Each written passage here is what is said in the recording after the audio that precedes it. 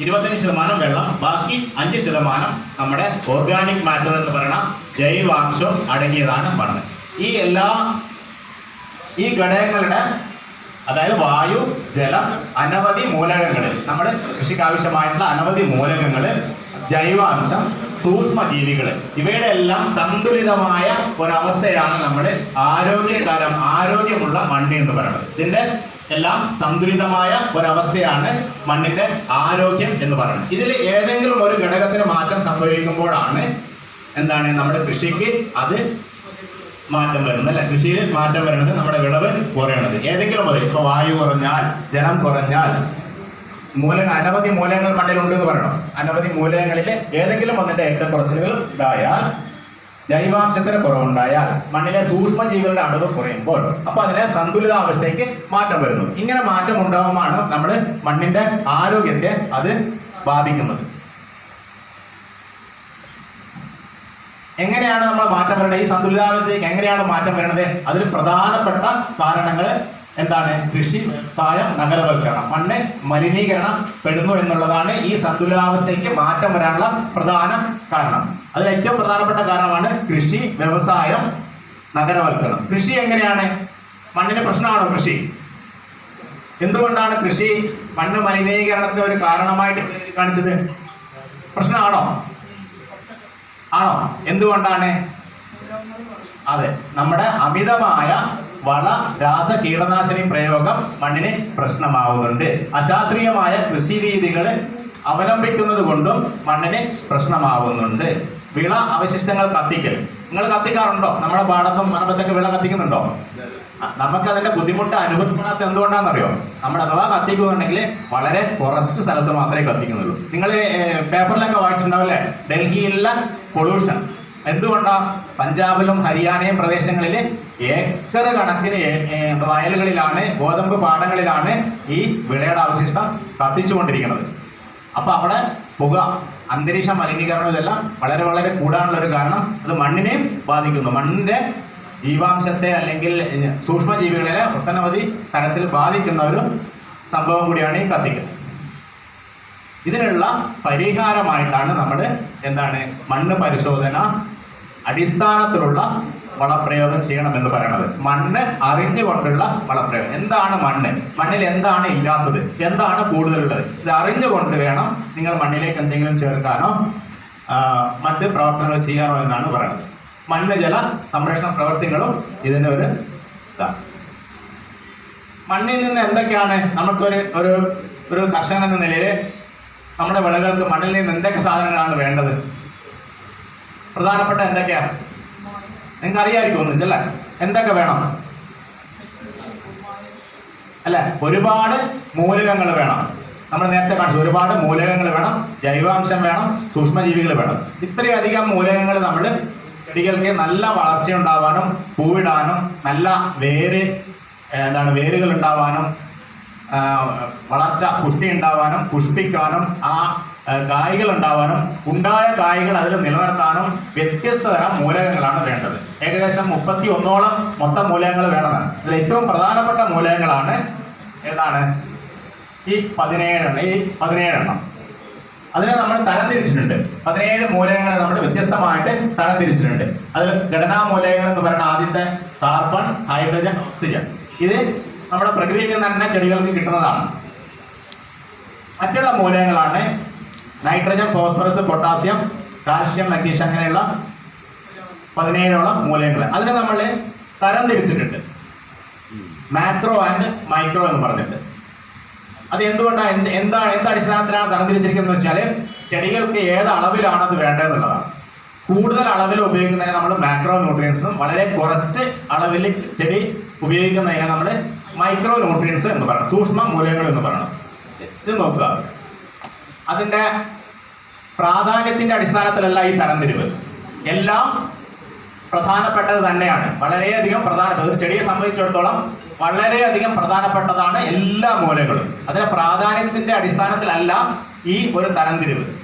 ഈ ചിത്രം എന്ന് വെച്ച് കഴിഞ്ഞാൽ ഒരു വണ്ടീൻ്റെ ചിത്രമാണ്, അല്ലേ? വണ്ടീൻ്റെ ചിത്രമാണ്. ആ വണ്ടീൻ്റെ സ്പെയർ പാർട്ടായിട്ട് നിങ്ങൾ ഈ മൂലകങ്ങളെ പരിഗണിച്ച് കഴിഞ്ഞാൽ ഏതെങ്കിലും ഒരു സ്പെയർ പാർട്ട് എന്തെങ്കിലും പ്രശ്നം വന്നാൽ വണ്ടി മുന്നോട്ട് നീങ്ങാത്തത് തന്നെ മണ്ണില് ഇതിന്റെ എന്തെങ്കിലും ഈ മൂലകത്തിൽ എന്തെങ്കിലും ഒരു അഭാവം ആ ചെടീന്റെ ഏതെങ്കിലും തരത്തിലുള്ള വളർച്ച ബാധിച്ചിരിക്കും. അപ്പം അതെല്ലാം പ്രധാനമാണ്. പക്ഷെ അതിന്റെ ചെടി ഉപയോഗിക്കുന്ന അളവിലാണ് ഒരു വ്യത്യാസമുള്ളത്. നമ്മളെല്ലാം ഇലയിട്ട് ഊണ് കഴിക്കാത്തവരാരും ഉണ്ടാവുമല്ലോ അല്ലെ? ഇല അല്ലെ, നമ്മുടെ സദ്യ കഴിക്കുന്നവരാണല്ലോ. സദ്യ ഇലയിട്ട് സദ്യ കഴിക്കാത്ത ആരും ഉണ്ടാവില്ല. അപ്പം നമ്മൾ സദ്യയിലെ ഇല വെക്കുമ്പോഴ് ഏറ്റവും കൂടുതൽ എന്താ വിളമ്പുക? ചോറല്ലേ? ഏറ്റവും കൂടുതൽ വിളമ്പുക ചോറാണ്. ഈ ചോറിന്റെ സ്ഥാനത്താണ് ഇവിടെ ഏറ്റവും വലിയ ഈ പ്രാഥമിക മൂലകങ്ങൾ എന്ന് പറയുന്ന മൂലകങ്ങളുള്ളത്. അതെ, NPK എന്ന് പറയുന്നത് പ്രാഥമിക മൂലകങ്ങൾ. അത് ചോറിന്റെ അതേ സ്ഥാനത്താണ് അതുള്ളത്. അത് ചെടി ഏറ്റവും കൂടുതൽ ഉപയോഗിക്കും അല്ലെ? ചോറ് വിളമ്പി കഴിഞ്ഞാൽ നമ്മൾ പലതരം കറികൾ വിളമ്പും. കൂട്ടുകറി, സാമ്പാർ, പുളിശ്ശേരി, പിന്നെ വറവ്, അങ്ങനെ ഒരുപാട് കറികൾ വിളമ്പും അല്ലെ? ഈ കറികളുടെ സ്ഥാനത്താണ് അതിനകത്തുള്ള രണ്ടാം ലിംഗ മൂലകങ്ങളായ കാൽഷ്യം, മഗ്നീഷ്യം, സൾഫർ വരുന്നത്. അത് നമ്മുടെ നേരത്തെ വിളമ്പിയ ചോറിന്റെ അത്രയും വേണ്ട, അതിൽ കുറച്ച് മാത്രമേ ചെടികൾ ഉപയോഗിക്കുന്നുള്ളൂ എന്നുള്ളതാണ്. പക്ഷെ എല്ലാം വിളമ്പി കഴിഞ്ഞാലും നമ്മുടെ ഇലേന്റെ ഒരു തുമ്പത്ത് എന്ത് വിളമ്പും? അച്ചാറാണോ? ഉപ്പ് അല്ലെ? ചെറിയ ഒരളവില് നമ്മൾ ഉപ്പ് വിളമ്പും അല്ലെ? ആ ഉപ്പിന്റെ സ്ഥാനമാണ് ചെടികളെ സംബന്ധിച്ചിടത്തോളം സൂക്ഷ്മ മൂലകങ്ങൾക്കുള്ളത്. ആ ഉപ്പില്ലെങ്കിൽ നമുക്ക് സദ്യ രുചികരമായിരിക്കില്ല അല്ലെ? ഉപ്പ് കൂടിപ്പോയാലും രുചികരമായിരിക്കില്ല. ആ ഉപ്പിന്റെ സ്ഥാനമാണ് ഈ സൂക്ഷ്മ മൂലകങ്ങൾ.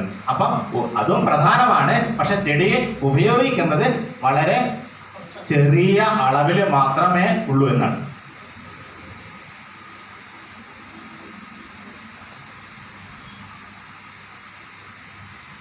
ഈ ഒരു ചിത്രം കണ്ടിട്ട് എന്താ തോന്നുന്നത്?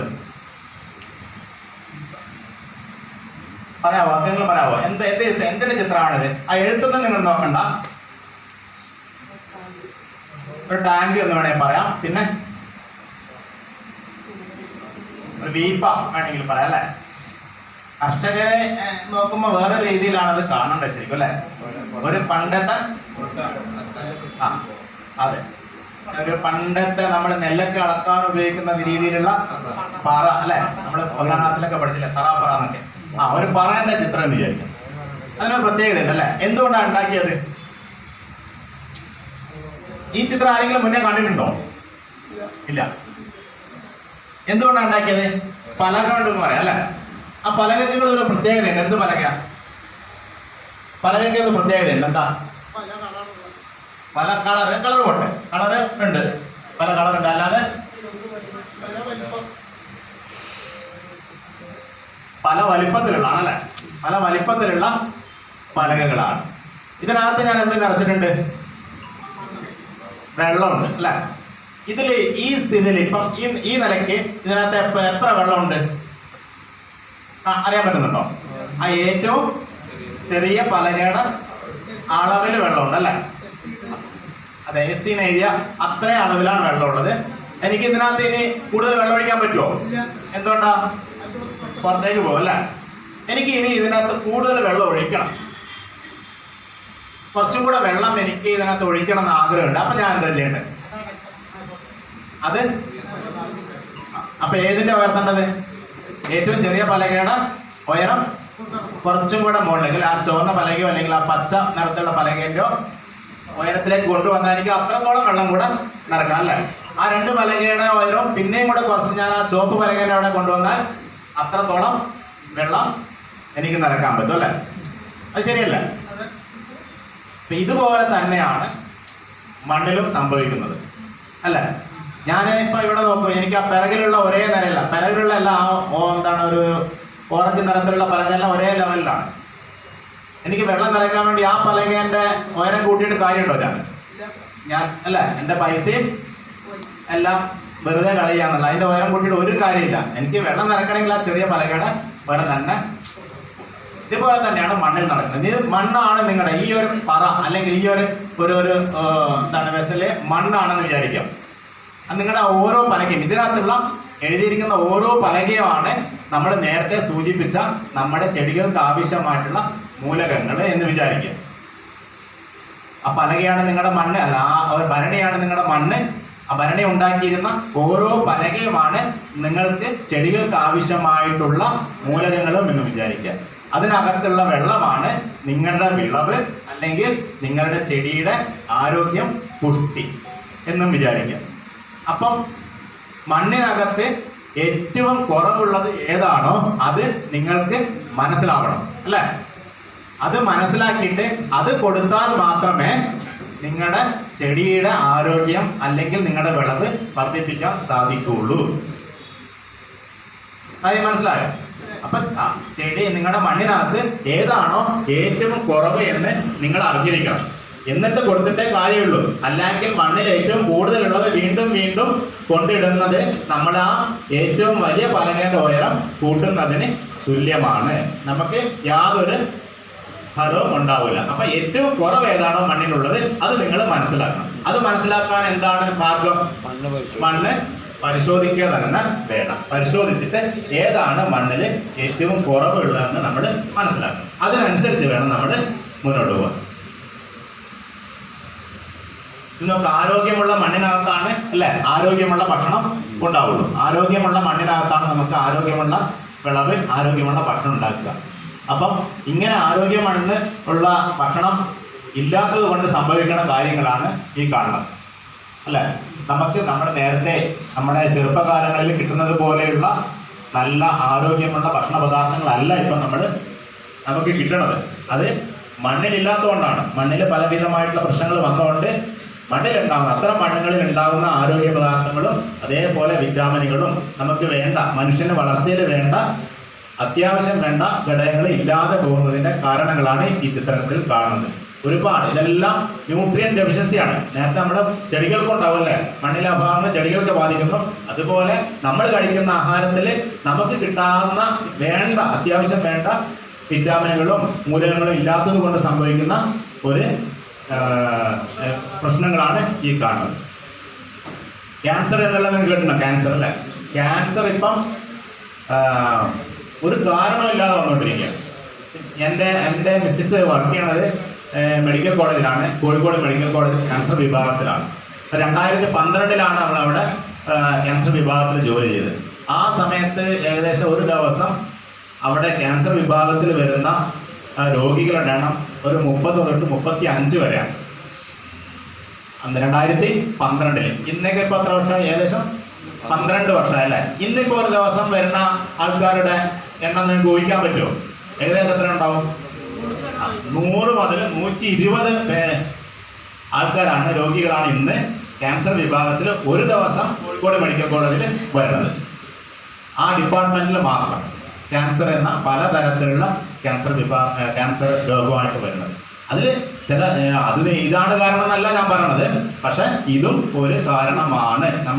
നമുക്ക് വേണ്ട, നമുക്ക് ആവശ്യമുള്ള വിറ്റാമിനുകളും ധാതുക്കളും ഒന്നും നമ്മൾ കഴിക്കുന്ന ഭക്ഷണത്തിൽ നിന്ന് ഇപ്പം കിട്ടുന്നില്ല. എല്ലാം ജങ്ക് ഫുഡാണ് അല്ലെ? നമുക്ക് നാവിനുള്ള രുചി മാത്രമേ വേണ്ടൂ. ആരോഗ്യം ശ്രദ്ധിക്കാത്തൊരവസ്ഥ.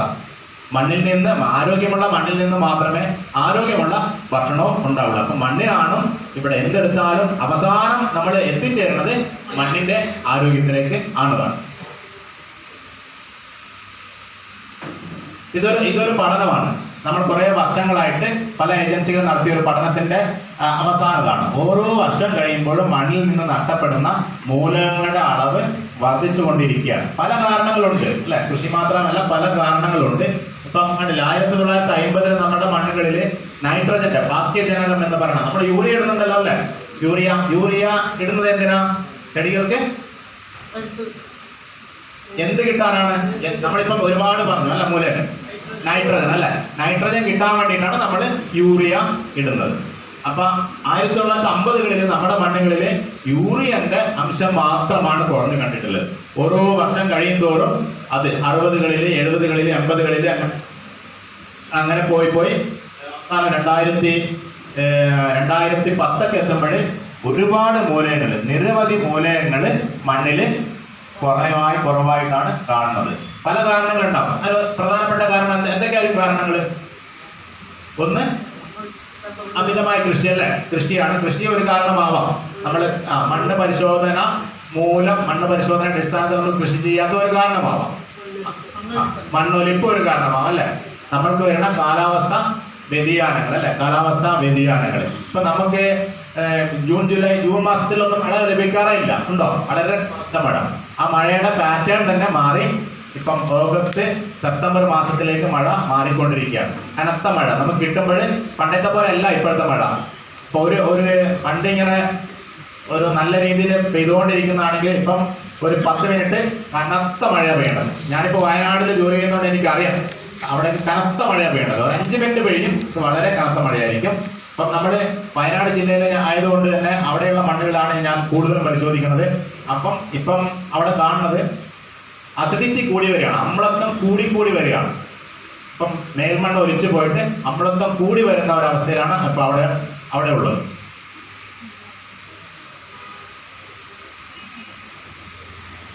ഇപ്പൊ ഏകദേശം മണ്ണിനെ കുറിച്ചുള്ള ചെറിയൊരു ധാരണ കിട്ടിയല്ലോ. ആരെങ്കിലൊക്കെ എന്തൊക്കെയാണെന്ന് ചോദിച്ചു കഴിഞ്ഞാലല്ലേ. സാധ്യകൾ ഇതിനകത്തുണ്ടോ? സാധ്യകളായിട്ട് തിരഞ്ഞെടുത്ത ആൾക്കാർ ഇവിടെ ഉണ്ടോ? ഉണ്ടല്ലേ. അപ്പൊ ഇനി നമ്മള് ഒരു 10-15 മിനിറ്റ് മണ്ണ് പരിശോധനയുമായിട്ട് ബന്ധപ്പെട്ടുള്ള കാര്യങ്ങൾ പറയാം. മണ്ണ് പരിശോധന ആരെങ്കിലും മണ്ണ് പരിശോധിച്ചിട്ടുണ്ടോ? ഉണ്ടോ? മണ്ണ് പരിശോധിച്ചിട്ടുണ്ട് അല്ല? എവിടെന്നാ പരിശോധിച്ചത്? മലപ്പുറത്ത് അല്ല? അതിന്റെ മണ്ണ് പരിശോധിച്ചിട്ട് അതിന്റെ ഫലം കിട്ടിയിട്ടുണ്ടോ? അതിനനുസരിച്ചാണ് കൃഷി പോയിട്ടുണ്ടല്ലേ. ഇപ്പൊ മണ്ണ് പരിശോധനയ്ക്കായിട്ട് നമ്മൾ മണ്ണെടുക്കുമ്പോൾ എന്തൊക്കെയാണ് ശ്രദ്ധിക്കണം? മണ്ണ് പരിശോധനയുടെ പ്രാധാന്യം നമ്മൾ ഓൾറെഡി പറഞ്ഞു കഴിഞ്ഞു അല്ലെ. ഈ ഒരു മണ്ണിനകത്ത് നിങ്ങൾ അടങ്ങിയിരിക്കുന്ന കാര്യങ്ങൾ എന്തൊക്കെയാണെന്നുള്ളത് നിങ്ങൾ അറിയണം. ഏറ്റവും കുറഞ്ഞ അളവിലുള്ളത് ഏതാണ്, കൂടിയ അളവിലുള്ളത് ഏതാണ് നമ്മൾ അറിഞ്ഞിരിക്കണം. അതിനനുസരിച്ച് നമ്മൾ വളങ്ങളൊക്കെ പ്രയോഗിക്കുന്നത് അതിനനുസരിച്ചാണ് നമ്മൾ പ്രയോഗിക്കുന്നത്. അപ്പൊ അതറിയാൻ വേണ്ടിയിട്ടാണ് നമ്മൾ മണ്ണ് പരിശോധിക്കുന്നത്.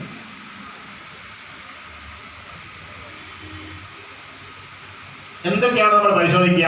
എന്തൊക്കെയാ പരിശോധിക്കുക അല്ലെ? അമ്ലത്വം അല്ലെ, pH. എന്താണ് pH? അറിയോ? എന്തിനാണ് നമ്മൾ pH പരിശോധിക്കുന്നത്? അറിയോ? അല്ല ഏതാ? അതെ, pH. അമ്ലത്വം അല്ലെങ്കിൽ ക്ഷാരഗുണം അല്ലെ? അമ്ലഗുണം, ക്ഷാരഗുണം. എന്തിനാണ് നമ്മൾ pH പരിശോധിക്കുന്നത്?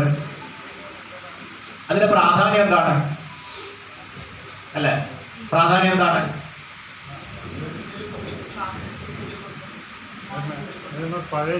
അത് നമ്മുടെ അമ്ലത്വം കുറയുമ്പോൾ അത് കൂട്ടിക്കൊടുക്കാനാണ് നമ്മൾ എന്തിരുന്നത്? കുമ്മായിടുന്നത് അല്ലെ? കുമ്മായിടുന്നത്. അപ്പൊ ഇനി ക്ഷാരഗുണം, pH എന്ന് പറഞ്ഞ ഒരു സ്കെയിലാണ്. 0 മുതൽ 14 വരെയുള്ള ഒരു സ്കെയിലാണ് ഈ pH സ്കെയിൽ എന്ന് പറയുന്നത്. അതിനകത്ത് നടുക്ക് എത്രയായിരിക്കും? 7 ആണ് അല്ലെ? 7 എന്ന് വെച്ചാൽ ന്യൂട്രൽ എന്ന് പറയും. ന്യൂട്രൽ അതായത് അത് അമ്ലത്വം ഇല്ല ക്ഷാരത്വം ഇല്ലാത്ത ഒരു 7. ഈ 7ന്ന് അമ്ലത്വം കുറയും. 7ന്ന് കുറയുമ്പോഴാണ്, 7ന്ന് സ്കെയിൽ കുറയുമ്പോൾ 0 വരെ ഉള്ളതാണ് അമ്ലഗുണം എന്ന് പറയുന്നത് അല്ലെ? 7ന്ന് കുറയുമ്പോൾ. 7ന്ന് കൂടുമ്പോഴോ ക്ഷാരഗുണം എന്ന് പറയും. നമ്മുടെ കൃഷിക്ക്, ചെടികൾക്ക് അല്ലെങ്കിൽ നമ്മുടെ വിളകൾക്ക് ഒരു പ്രത്യേകത എന്ന് വെച്ചാൽ ചില പ്രത്യേക ഈ pH ലെവലിലാണ് അത് അതിൻ്റെ വിളവ് കൂടുതൽ കിട്ടാതെ നന്നായിട്ട് വളരുക. നമ്മൾ പൊതുവെ എടുക്കുമ്പോൾ ഒട്ടുമിക്ക ഗ്രോമുകളും ഒട്ടുമിക്ക വിളകളും ഒരു 6 മുതൽ ഒരു 7 വരെ അത് ന്യൂട്രൽ റേഞ്ച് വരെയുള്ള ആ pH ആണ് അതിന് വേണ്ടത്. ആ pH ലെവലിലാണ് അത് നന്നായിട്ട് വളരുകയും പുഷ്പിക്കുകയും നമുക്ക് വിളവ് തരികയും ചെയ്യുന്നത്. അതുകൊണ്ടാണ് നമ്മൾ pH നോക്കുന്നത്. ആ ലെവലിലേക്ക് pH വരുത്തണം. നമ്മൾ pH ഇങ്ങനെ അങ്ങോട്ടും ഇങ്ങോട്ടും മാറാനുള്ള കാരണം നമ്മൾ നേരത്തെ പറഞ്ഞതുപോലെ മണ്ണിലുള്ള ധാതുക്കളുടെ നഷ്ടമാണ് അല്ലെ? നമ്മൾ അമ്ലഗുണം കൂടാൻ കാരണം അമ്ലഗുണത്തിന് അമ്ലം ഉണ്ടാക്കുക, അതായത് അസിഡിറ്റി ഉണ്ടാക്കുന്ന ധാതുക്കൾ മണ്ണിൽ കൂടുമ്പോഴാണ് അസിഡിറ്റി ഉണ്ടാകുന്നത്. അതിന് പ്രധാനപ്പെട്ട കാരണം നമ്മുടെ മഴ തന്നെയാണ് വെള്ളം. അപ്പൊ അത് കൂടുമ്പോഴാണ് നമുക്ക് അസിഡിറ്റി. നമ്മുടെ പൊതുവേ നമ്മൾ പറയുമ്പോൾ നമ്മുടെ കേരളത്തിലെ മണ്ണ് അമ്ലഗുണമുള്ള മണ്ണാണ്, അമ്ലഗുണമുള്ള മണ്ണാണ്. അപ്പൊ ആ അമ്ല ഗുണം എത്ര ഉണ്ട് അത് ഈ ലെവലിലേക്ക്, അതായത് നമ്മുടെ വിളകൾക്ക് അനുയോജ്യമായ ലെവലിലേക്ക് 6 മുതൽ 7 വരെയുള്ള ലെവലിൽ നിന്ന് കൂട്ടിക്കൊള്ളും. അപ്പൊ ആ ലെവലിലേക്ക് കൊണ്ടുവരാനാണ് നമ്മൾ pH നോക്കുന്നത്. അപ്പൊ അതിനനുസരിച്ചുള്ള കുമ്മായം പോലുള്ള വസ്തുക്കൾ നമ്മൾ ഇട്ട് pH കറക്ഷൻ ചെയ്യും. pH ആ ലെവലിലേക്ക് കൊണ്ടുവരും. നമ്മുടെ മണ്ണ് pH ആണ്. കർണാടകയിലെ മണ്ണാണെങ്കിലോ അത് ക്ഷാരഗുണം കൂടുതലുള്ള മണ്ണാണ്. അപ്പൊ എനിക്ക് ഷിമോഗ, കൊടക് ഏരിയയിലുള്ള മണ്ണ് എനിക്ക് പരിശോധനയ്ക്ക് കിട്ടാറുണ്ട്. നിങ്ങൾക്കറിയാം, വയനാടൻ ആൾക്കാർ ഒരുപാട് പേര് ഇഞ്ചി കൃഷിക്കാരുണ്ടല്ലേ? ഷിമോഗ ആ രീതിയിൽ ഇഞ്ചി കൃഷി പോകുന്നത്. അപ്പൊ ഇഞ്ചി കൃഷിക്കാരുടെ ഒരുപാട് മണ്ണുകൾ കൊടക് ഏരിയയിലുള്ള ഷിമോഗ ഏരിയയിലുള്ള മണ്ണുകൾ എനിക്ക് പരിശോധന കിട്ടാറുണ്ട്. ഇഞ്ചിക്ക് എന്താ പ്രത്യേകത ഉള്ളത്? ഇഞ്ചിക്ക് ഒരു പ്രത്യേകത ഉണ്ട്, അറിയോ? ഇഞ്ചി എന്ന് വെച്ച് കഴിഞ്ഞാല് കുറച്ച് അമ്ലത്വം ഇഷ്ടപ്പെടുന്ന ഒരു വിളയാണ്. ലേശം ആസ്വദിച്ച് അതിന് വേണം, എന്നാലാണ് നല്ല രീതിയിലുള്ള വിളവുണ്ടാവുള്ളൂ. ഒരു ലേശം, കൂടുതലല്ല, ഒരു ലേശം അസിഡിറ്റി അതിനകത്ത് വേണം. 6.5 ആ ലെവലിൽ അസിഡിറ്റി വേണം. അതിലും കുറഞ്ഞു കഴിഞ്ഞാലോ കൂടി കഴിഞ്ഞാലോ നല്ല ടീച്ചർ ഉണ്ടാവും, വമ്പൻ നഷ്ടമായിരിക്കും. അപ്പോൾ ഇഞ്ചി കൃഷിക്കാർ ഇഞ്ചിന്റെ സീസൺ ആകുമ്പോൾ, ഇപ്പൊ കഴിഞ്ഞു ഇഞ്ചിന്റെ സീസൺ ആകുമ്പോഴത്തേക്ക് എനിക്ക് ഡെയിലി ഒരു 5-6 കർഷകരുടെ മണ്ണ് ലാബിലേക്ക് വരാറുണ്ട്. കർണാടകയിലെ മണ്ണാണ്. അപ്പൊ അവിടെ നമ്മൾ കുമ്മായല്ല നമ്മൾ ഇടാൻ പറയണത്. എന്താ, അവിടെ 7ന് മുകളിലാണ് pH വരുന്നത്. ആൽക്കലൈൻ സോയിലാണ്, 7ന് മുകളിലാണ് pH വരുന്നത്. അവിടെ കുമ്മായത്തിന് പകരം വേറെ നമ്മളിടും, സൾഫർ കോമ്പൗണ്ട്, അങ്ങനെ അതാണ് കൊടുക്കുന്നത്. അത് ഇതാണ് വ്യത്യാസം.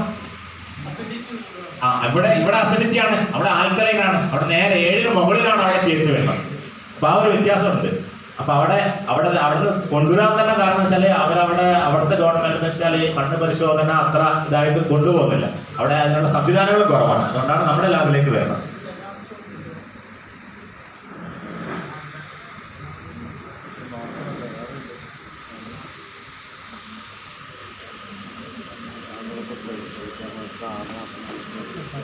മണ്ണ് സാമ്പിളുകൾ ശേഖരിക്കുമ്പോൾ എന്തൊക്കെ കാര്യങ്ങളാണ് ശ്രദ്ധിക്കുന്നത്? നിങ്ങൾ എന്തൊക്കെയാണ് എടുത്തത്? നിങ്ങൾ കൊടുത്തിട്ടുണ്ടെന്നല്ല പറഞ്ഞല്ലേ? എങ്ങനെയാണ് നിങ്ങൾ മണ്ണ് സാമ്പിളുകൾ പരിശോധനയ്ക്ക് വേണ്ടി മണ്ണ് സാമ്പിൾ എങ്ങനെ എടുത്തു അല്ലെ? ഇത് നിങ്ങൾ ഒരുപാട് ക്ലാസ്സുകളൊക്കെ കേട്ടിട്ട് അറിയണ്ടാവും അല്ലെ? ശരിയായ രീതിയിലുള്ള മണ്ണ് ശേഖരണം, എന്നാൽ മാത്രമേ ശരിയായ രീതിയിൽ നിങ്ങളുടെ പറമ്പിന്റെ അല്ലെങ്കിൽ നിങ്ങളുടെ കൃഷിയിടത്തിന് പ്രതിനിധീകരിക്കണം രീതിയിലുള്ള ഒരു സാമ്പിൾ നിങ്ങൾ എടുത്തു കഴിഞ്ഞാൽ ആ പരിശോധനയുടെ ഫലം കൊണ്ട് നിങ്ങൾക്ക് എന്തെങ്കിലും പ്രയോജനം കിട്ടുള്ളൂ. അതായത് ഞാൻ പറഞ്ഞു വരുന്നത്, എവിടെന്നെങ്കിലും തൊടിയുന്ന ഒരു സ്ഥലത്ത് നിന്ന് പോയിട്ട് മാന്തി എടുത്തുകൊണ്ട് ലാബിലേക്ക് കൊണ്ടുപോകരുത്. വളരെ കൃത്യമായിട്ട് നിങ്ങളുടെ പറമ്പിനെ, നിങ്ങൾക്ക് 1 ഏക്കർ സ്ഥലമാണോ അല്ലെങ്കിൽ 2 ഏക്കറാണോ 10 സെന്റ് ആണോ 5 സെന്റ് ആണെങ്കിൽ ആ ഏരിയനെ പ്രതിനിധീകരിക്കുന്ന സാമ്പിൾ വേണം നിങ്ങൾ എടുക്കാൻ. കൃത്യമായിട്ടുള്ള പരിശോധന സ്ഥലം, എന്നാലേ കൃത്യമായിട്ടുള്ള പരിശോധന ഫലം നിങ്ങൾക്ക് ലഭിക്കുകയുള്ളൂ. ആ പരിശോധനയുടെ ഫലത്തിന്റെ അടിസ്ഥാനത്തിലാണ് നിങ്ങൾക്ക് അഗ്രികൾച്ചർ ഓഫീസർ ആണെങ്കിൽ ഓഫീസർ നിങ്ങൾക്ക് വളപ്രയോഗത്തിന് ശുപാർശ തരുന്നത്. അപ്പൊ അത് തെറ്റിപ്പോയാൽ ശുപാർശയും തരും. അപ്പൊ അതുകൊണ്ട് കാര്യമില്ല. അപ്പൊ നിങ്ങൾ എടുക്കണ സാമ്പിളിന്റെ കൃത്യത വളരെ പ്രധാനപ്പെട്ടതാണ്. നമ്മൾ നേരത്തെ പറഞ്ഞു അല്ലേ, ഹമീദ് സാറൊക്കെ പ്രസംഗിക്കും പറഞ്ഞു, ഓരോ ഇഞ്ച് മണ്ണ് വ്യത്യാസമാണ്, ഓരോ അടി മണ്ണും വ്യത്യാസമാണ്, ഓരോ പ്രദേശത്തിലുള്ള മണ്ണും വ്യത്യാസമാണ് അല്ലെ? നിങ്ങളുടെ പറമ്പിൽ നിങ്ങൾക്ക് 1 ഏക്കർ കൃഷി സ്ഥലം ഉണ്ടെങ്കിൽ ആ 1 ഏക്കറിലെ മണ്ണും വ്യത്യസ്തമാണ് അല്ലെ? നിങ്ങളുടെ ഒരു ഏക്കറിലെ ഒരു മൂലയിലുള്ള മണ്ണല്ല അങ്ങേ തലക്കുള്ള മണ്ണ്, വ്യത്യാസമാണ്. അപ്പൊ അതുകൊണ്ടാണ് പറയുന്നത്, ആ എല്ലാ പ്രാതിനിധ്യം കിട്ടണമെങ്കിൽ നിങ്ങൾ ആ രീതിയിലുള്ള സാമ്പിളിങ് തന്നെ എടുക്കണം. സാമ്പിൾ എടുക്കുമ്പോൾ കുറച്ച് സ്ഥലത്ത് നിന്ന് നമ്മൾ സാമ്പിൾ എടുക്കാൻ പാടില്ല എന്ന് പറയും നമ്മൾ അല്ലെ? ഈ അടുത്ത വളപ്രയോഗം നടത്തിയ സ്ഥലങ്ങൾ എന്തുകൊണ്ടാ? ആ വളത്തിന്റെ അംശം അതിനകത്ത് ഉണ്ടാവില്ല. നിങ്ങൾ സാമ്പിൾ എടുക്കുമ്പോൾ ആ പരിശോധനയിൽ ആ വളത്തിന്റെ ഇതായിരിക്കും. ഇപ്പൊ നൈട്രജൻ നിങ്ങൾ യൂറിയ എടുത്തിട്ടുണ്ടെങ്കിൽ യൂറിയന്റെ അളവ്, നൈട്രജന്റെ അളവ് അതിനകത്ത് കൂടുതലായിട്ട് കാണിക്കും. അപ്പൊ നമുക്ക് യഥാർത്ഥ സ്വഭാവം നമുക്ക് മനസ്സിലാവില്ല. ചാണകക്കുഴി, കമ്പോസ്റ്റ് കുഴി ഇവിടെ സമീപ പ്രദേശങ്ങളിൽ നിന്ന് എടുക്കരുത്. അത് ഞാൻ പറഞ്ഞു തരണം അല്ലേ? അവിടെ പൊതുവെ വളക്കൂറ് കൂടുതലായിരിക്കും. മഴ പെയ്ത് കുതിർന്ന സ്ഥലങ്ങളിൽ, ചതുപ്പ് നിലങ്ങൾ, അലക്കുകല്ലിന്റെ പരിസരം പ്രധാനപ്പെട്ട സംഗതിയാണ്. അലക്കുകല്ലിനായിട്ടുള്ള അതിന്റെ പരിസരം അവിടെ വിവിധ തരം കെമിക്കലിന്റെ സാന്നിധ്യം അതിനകത്ത് കാണാം. അടുക്കളയിൽ നിന്നും മറ്റും മാലിന്യങ്ങൾ ഒഴുകിയെടുക്കുന്നുണ്ടെങ്കിൽ തോടിന്റെ മറ്റും വശങ്ങൾ, ഇപ്പൊ നമ്മൾ വയലിൽ നിന്നാണ് എടുക്കണമെങ്കിൽ വരമ്പിന്റെ അറ്റത്തിൽ നിന്ന് എടുക്കരുത്, ഏകദേശം നിങ്ങൾ നടുഭാഗത്ത് നിന്ന് എടുക്കണം. അപ്പം ഇത്തരം കാര്യങ്ങൾ സാമ്പിൾ എടുക്കുമ്പോൾ ശ്രദ്ധിക്കേണ്ട കാര്യങ്ങളാണ്. വരുന്നുണ്ട്. സാമ്പിളിന്റെ എണ്ണം, എത്ര സാമ്പിൾ എടുക്കേണ്ടത്? കൃഷിഭൂമിയുടെ വിസ്തീർണ്ണം 2 ഏക്കറോ അതിൽ കുറവാണെങ്കിൽ ഒരു സാമ്പിൾ മതി. ഒരു സാമ്പിൾ എടുത്താൽ മതി. പക്ഷെ അത് എടുക്കുന്ന രീതി ഞാൻ പറഞ്ഞുതരാം. ഒരു സാമ്പിൾ, റെപ്രസെന്റേറ്റീവ് സാമ്പിൾ എന്ന് പറയും. ആ 2 ഏക്കറിനെ പ്രതിനിധീകരിക്കുന്ന ഒരു സാമ്പിൾ വേണം നിങ്ങൾ എടുക്കാം. കൃഷിഭൂമിയുടെ വിസ്തീർണം 2 ഹെക്ടർ കുറവാണെങ്കിൽ ഭൂപ്രകൃതി, ചരിവ്, മണ്ണിന്റെ നിറം, നീർവാർച്ച തുടങ്ങിയവയിൽ വ്യത്യാസമുണ്ടെങ്കിൽ അങ്ങനെയുള്ള ഓരോ സ്ഥലത്തു നിന്നും പ്രത്യേകം സാമ്പിൾ എടുക്കണം. നിങ്ങൾക്ക് 1 ഏക്കർ ഭൂമി ഉണ്ടെന്ന് വിചാരിക്കാം. അതിനകത്ത് 50 സെന്റ് വയലും 50 സെന്റ് കരപ്രദേശമാണെങ്കിൽ നിങ്ങൾ 2 സാമ്പിളുകൾ എടുക്കണം. അതായത് വയലിലെ മണ്ണും കരയിലെ മണ്ണും കൂടെ മിക്സ് ചെയ്തിട്ട് ഒരു സാമ്പിൾ ആക്കിയിട്ട് ലാബിലേക്ക് കൊടുക്കരുത്. എന്തുകൊണ്ടാ? വയലിലെ മണ്ണും കരയിലെ മണ്ണും എൻ്റയർലി ഡിഫറൻ്റ് ആണ്, വ്യത്യാസപ്പെട്ട മണ്ണാണ്. അപ്പൊ സെപ്പറേറ്റ് സാമ്പിൾ 2 സാമ്പിളായിട്ട് നിങ്ങൾ കൊണ്ടുപോകും. ഹ്രസ്വകാല വിളകൾക്ക്, അതായത് ഹ്രസ്വകാല വാഴ, അങ്ങനെ ഹ്രസ്വകാല വിളകൾക്ക് നിങ്ങൾക്ക് 1 അടി ആഴത്തിലെടുക്കാം. 1 അടി ആഴത്തിലുള്ള മണ്ണ് മതി. ദീർഘകാല വിളകളാണെങ്കിൽ, തെങ്ങ് പോലുള്ള ദീർഘകാല വിളകളാണെങ്കിൽ 1.5 അടി ആഴത്തിലുള്ള സാമ്പിള് എടുത്താൽ മതി. ഇത് നിങ്ങൾ നേരത്തെ പറഞ്ഞതുപോലെ വി ആകൃതിയിലുള്ള ഷേപ്പ് എടുത്തിട്ട് വേണം മണ്ണ് എടുക്കാൻ. എന്തിനാണ് വി ആകൃതി? വി എന്ന് പറഞ്ഞാൽ വി ആകൃതി എന്താണ്? നമ്മൾ കൈ ഇങ്ങനെ പിടിച്ചാലുള്ള ഈ ഒരു ആകൃതിയാണ് വി. ഇംഗ്ലീഷ് അക്ഷരത്തിലെ വി ആകൃതിയിലുള്ള കുഴിയാണെന്നാ പറയുന്നത്. എന്തിനായിരിക്കും? നമ്മൾ നേരെ വെട്ടിയ ഒരു കുഴി എടുത്താൽ പോരെ? അതെ, അതാണ് നമ്മൾ പറഞ്ഞ പ്രാതിനിധ്യം. അതിനാണ് പറയുന്നത് പ്രാതിനിധ്യം. ഇങ്ങനെ ചെരിച്ചെടുക്കുമ്പോഴല്ലേ നമ്മൾക്ക് ആ ഭൂമിയുടെ ഒരുപാട് സ്ഥലങ്ങൾ വരുന്നത് അല്ലേ? കുത്തനെ എടുക്കുന്നതിനെക്കാട്ടിയും ആ പ്രാതിനിധ്യം കിട്ടാൻ വേണ്ടിയിട്ടാണ്, കൂടുതൽ പ്രാതിനിധ്യം കിട്ടാൻ വേണ്ടിയിട്ടാണ് നമ്മൾ ഒരു വി ആകൃതിയിലുള്ള കട്ടെടുത്തിട്ട് അതിനകത്ത് ഇളകിയ മണ്ണ്, ആ 2 കട്ടെടുക്കുമ്പോൾ ഇളകിയ മണ്ണ് നമ്മൾ കളഞ്ഞിട്ട് 2 ചെരിഞ്ഞ പ്രദേശം ഒരു ഇത് കിട്ടും, പ്രതലം കിട്ടും. ആ പ്രതലത്തിൽ നിന്ന് 1 ഇഞ്ച് കനത്തിൽ, 1-2 ഇഞ്ച് കനത്തിൽ നമ്മൾ ചെത്തിയെടുത്തിട്ട് ആ മണ്ണ് വേണം നമ്മൾ സാമ്പിളായിട്ട് ശേഖരിക്കാം അല്ലെ? സാമ്പിളായിട്ട് ശേഖരിക്കാം.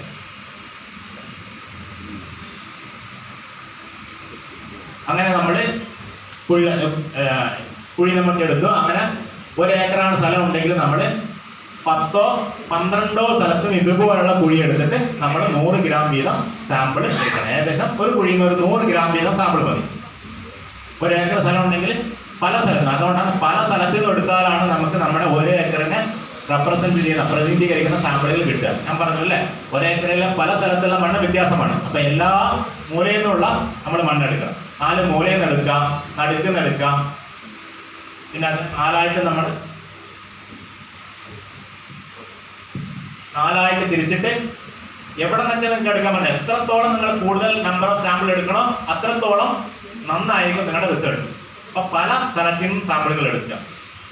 ഒരു കുഴിയിൽ നിന്ന് നിങ്ങൾ ഒരു 100 ഗ്രാം സാമ്പിൾ എടുത്താൽ മതി. 100 ഗ്രാം സാമ്പിൾ എടുത്തിട്ട് അങ്ങനെ 10 കുഴിയിൽ നിന്ന് എടുക്കുന്നു വിചാരിക്കാം. നമ്മൾ 10 കുഴിയിൽ നിന്ന് എടുക്കുമ്പോൾ 100 ഗ്രാം 1 കിലോ സാമ്പിളായി അല്ലേ? 1 കിലോ സാമ്പിളായി. ഇത്രയധികം സാമ്പിൾ നമ്മൾ ലാബിലേക്ക് കൊടുക്കണം. ലാബിലേക്ക് കൊടുക്കാൻ എത്ര സാമ്പിൾ വേണം? എത്ര ഗ്രാം? 1/2 കിലോ അല്ലെ?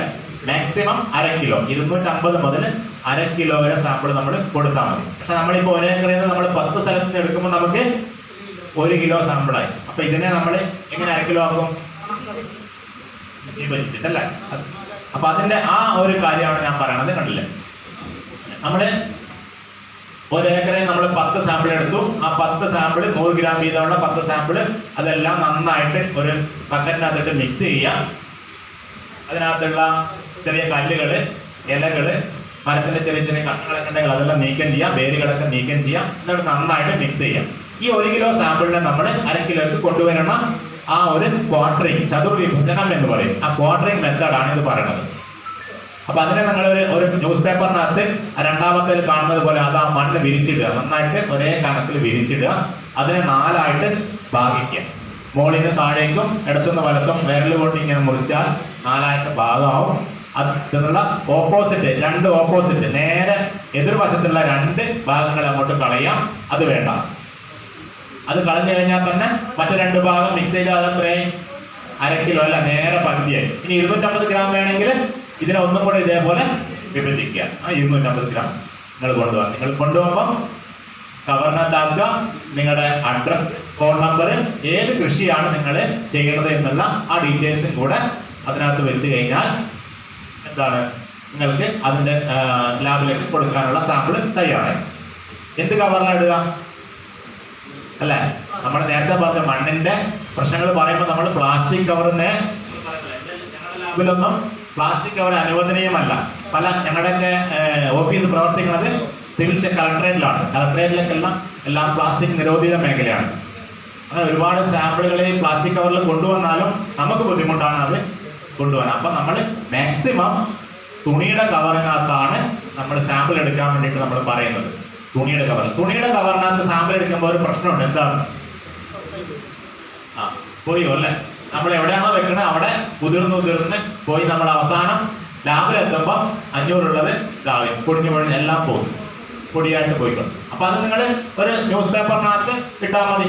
ന്യൂസ് പേപ്പറിനകത്ത് ആദ്യം പൊതിഞ്ഞ് തുണി കവറിലിട്ടിട്ട് ചെയ്താൽ ഇത്രയും ലാബിൽ വേണം. നിങ്ങളുടെ പേര് വേണം, അഡ്രസ്സ് വേണം, ഏത് കൃഷിയാണ് വേണ്ടത്, എത്ര ഹെക്ടർ ഉള്ളത്, നമ്മുടെ ഡീറ്റെയിൽസ് വേണം നിങ്ങൾ ലാബിൽ കൊടുക്കുക.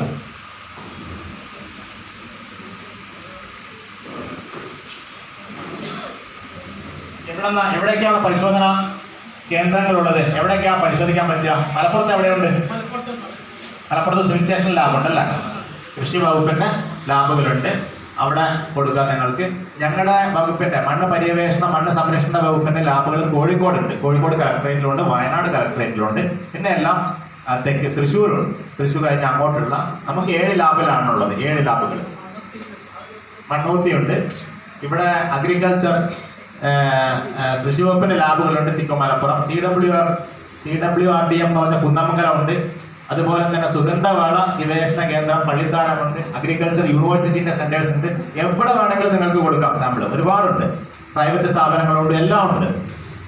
പക്ഷെ എല്ലാത്തിനും ഒരു വ്യത്യാസം ഉണ്ടാവും അല്ലേ? എന്ത് വ്യത്യാസം ഉണ്ടാവുക? പല സ്ഥാപനങ്ങളിലും നമ്മൾ മണ്ണ് പരിശോധന കൊടുക്കുമ്പോൾ എന്ത് വ്യത്യാസം ഉണ്ടാവുക? പരിശോധനയിൽ എന്തെങ്കിലും വ്യത്യാസം ഉണ്ടാവുമോ? ഇല്ല. പരിശോധനയിലും പരിശോധന ഫലത്തിലൊക്കെ വ്യത്യാസം ഉണ്ടാവൂല.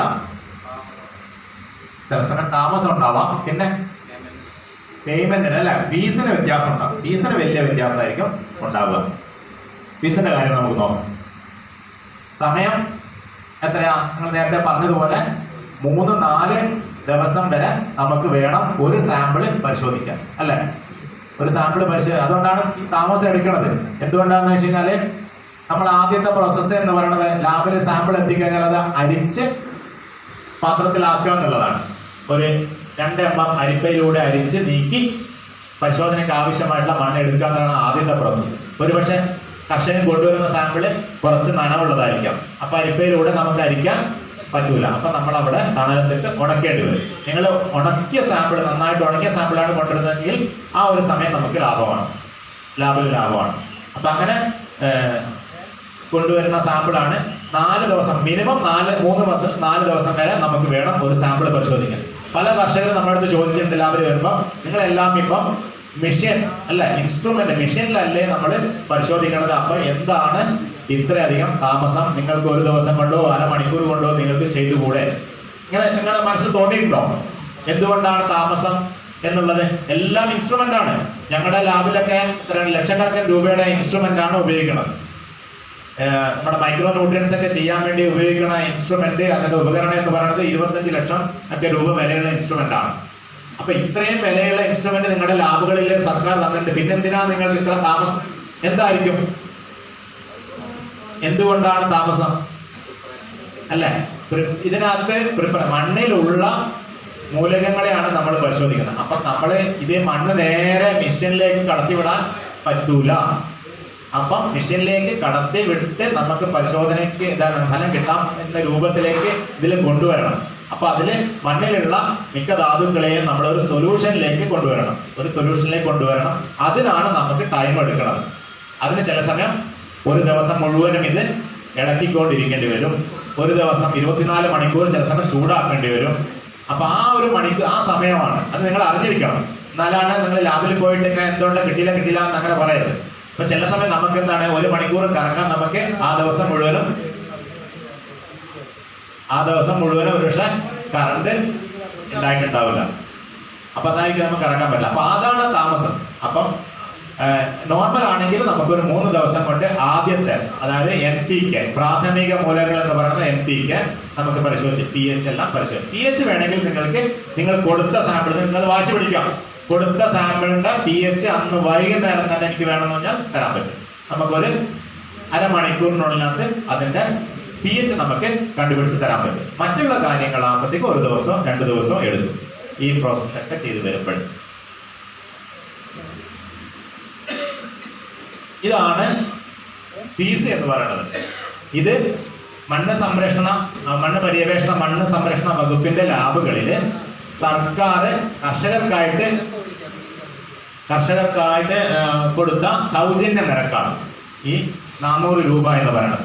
ആദ്യത്തെ പ്രാഥമിക മൂലങ്ങൾ NPK, pH, EC ലവണാംശം പരിശോധിക്കാൻ വേണ്ടിയിട്ട് ഒരു സാമ്പിളിന് 100 രൂപ നിരക്കിലാണ് ഞങ്ങളുടെ ലാബുകളിൽ, അതായത് മണ്ണ് പര്യവേഷണ മണ്ണ് സംരക്ഷണ വകുപ്പിന്റെ ലാബുകളിൽ. രണ്ടാമത്തെ നമ്മൾ നേരത്തെ പറഞ്ഞു ദ്വിതീയ മൂലകങ്ങൾ അല്ലെ, സെക്കൻഡറി മൂലകങ്ങൾ എന്ന് പറയുന്ന കാൽഷ്യം, മഗ്നീഷ്യം, സൾഫറിന് 100 രൂപ. സൂക്ഷ്മ മൂലകങ്ങൾ പരിശോധിക്കണമെങ്കിൽ അതിന് 200 രൂപ ചെലവാണ്. 400 രൂപയാണ് ഒരു സാമ്പിളിന് ഞങ്ങളുടെ ലാബുകളിലുള്ള ഒരു കർഷകന് സർക്കാർ സൗജന്യം നൽകും. പക്ഷെ മറ്റുള്ള ലാബുകളിൽ ഇപ്പൊ നമ്മൾ നേരത്തെ പറഞ്ഞു കാർഷിക കോളേജിലെ ലാബുകളിൽ CW, RDM, സുഗന്ധ വള ഗവേഷണ കേന്ദ്രത്തിന് ഇവിടെയൊക്കെ 900 മുതൽ 1600, 1200, 1600 വരെയൊക്കെ ചെലവ് വരുന്നുണ്ട് നിങ്ങൾക്ക് പ്രൈവറ്റ് ആയിട്ട് കൊടുക്കുമ്പോൾ. ഇത് കർഷകന്റെ നിരക്കാണ്. അപ്പം ഇത് കൂടാതെ നമ്മൾക്ക് കൃഷിഭവൻ ത്രൂ വരുന്ന സാമ്പിളുകളെല്ലാം സൗജന്യമായിട്ട് പരിശോധിച്ച് കൊടുക്കുന്നുണ്ട്. അതിന് വില വേണ്ട. നിങ്ങൾ കൃഷി ഭവൻ മുഖേനയാണ് നിങ്ങൾ പരിശോധന ലാബിലേക്ക് കൊടുക്കുന്നതെങ്കിൽ സൗജന്യമായിട്ട് കിട്ടുന്നുണ്ട്. ഇത് കൂടാതെ ഞങ്ങളുടെ ഡിപ്പാർട്ട്മെന്റിന്റെയും കൃഷി വകുപ്പിന്റെയും തന്നെ മൊബൈൽ ടെസ്റ്റിംഗ് ലബോറട്ടറി ഉണ്ട്. നിങ്ങൾ കണ്ടിട്ടുണ്ടോ? ബസ്, വലിയൊരു ബസ് അല്ലെ, മൊബൈൽ ടെസ്റ്റിംഗ് ലബോറട്ടറി. ആ ബസ് നിങ്ങളുടെ പാടങ്ങളിലേക്ക് വരും. നിങ്ങളുടെ വാർഡ് തലത്തിലോ അല്ലെങ്കിൽ കർഷക കൂട്ടായ്മ തലത്തിലോ അങ്ങനെ എവിടെയാണോ നിങ്ങൾ വിളിക്കുന്നത് അവിടെ വന്നിട്ട് നിങ്ങളുടെ സാമ്പിളുകൾ ടെസ്റ്റ് ചെയ്ത് തരും. അതും തികച്ചും സൗജന്യമായിട്ടാണ് തരുന്നത്. ഇതേപോലെയുള്ള ക്ലാസ്സുകൾ നിങ്ങൾ മണ്ണിനെ കുറിച്ചും മണ്ണ് പരിശോധനയെ കുറിച്ചുള്ള ക്ലാസ്സുകളും തരും. മണ്ണ് പരിശോധിച്ചിട്ട് അന്നേ 3 മണിയാകുമ്പോഴത്തേക്ക് നിങ്ങൾക്ക് റിസൾട്ട് കിട്ടും. അതിനുള്ള സൗകര്യം അതിനകത്തുണ്ട്. പക്ഷെ എല്ലാം കിട്ടത്തില്ല. അത് നമ്മൾ പറഞ്ഞ pH കിട്ടും, NPK. ഈ 3 കാര്യങ്ങൾ മൊബൈൽ ടെസ്റ്റിംഗ് ലബോറട്ടറിയിൽ നിങ്ങൾക്ക് അന്നേ ദിവസം തന്നെ ഒരു 3-4 മണിയാകുമ്പോഴത്തേക്കും പരിശോധിച്ചിട്ട് കിട്ടും. മാക്സിമം ഒരു 25 സാമ്പിൾ വരെ ഒരു ദിവസം പരിശോധിക്കാൻ കഴിവുള്ള മൊബൈൽ ടെസ്റ്റിംഗ് ലബോറട്ടറിയാണ് ഞങ്ങളുടെ വകുപ്പിലുള്ളത്. ഇപ്പോൾ ആ വണ്ടി ഉള്ളത് വയനാട് ജില്ലയിലാണ്.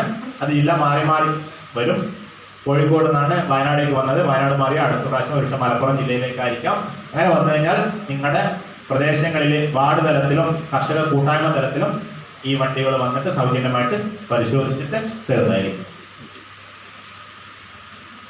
പരിശോധനയുടെ കാര്യങ്ങൾ ഇത്രയും കാര്യങ്ങളാണ് എനിക്ക് പറയുന്നത്. ഇനി എന്തെങ്കിലും ഈ വക കാര്യങ്ങളിൽ സംശയം ഉണ്ടെങ്കിൽ നിങ്ങൾ തീർത്തിട്ട് നേരത്തെ പ്രസിഡന്റ് സൂചിപ്പിച്ചതുപോലെ ഒരു മൊബൈൽ ടെസ്റ്റിംഗ് ആപ്പ് ഉണ്ട് അല്ലെ. നമുക്ക് പരിശോധിക്കാനുള്ള സാവകാശമില്ല. നമുക്ക് മണ്ണെടുത്തിട്ട് പരിശോധിച്ചിട്ട് സാമ്പിൾ ആക്കിയിട്ട് ലാബുകളിലേക്ക് കൊണ്ടുപോയിട്ട് നമുക്ക് പരിശോധിക്കാൻ ഉള്ള ഒരു ബുദ്ധിമുട്ടുണ്ട്. ആ സന്ദർഭങ്ങളിൽ നമ്മൾ എന്ത് ചെയ്യണം എന്നതിന് വേണ്ടിയിട്ട് നമുക്ക് ഒരു മൊബൈൽ ആപ്പ് ഉണ്ട്. എന്തെങ്കിലും സംശയം ഇത്രയും പറഞ്ഞ കാര്യങ്ങളിലുണ്ടോ?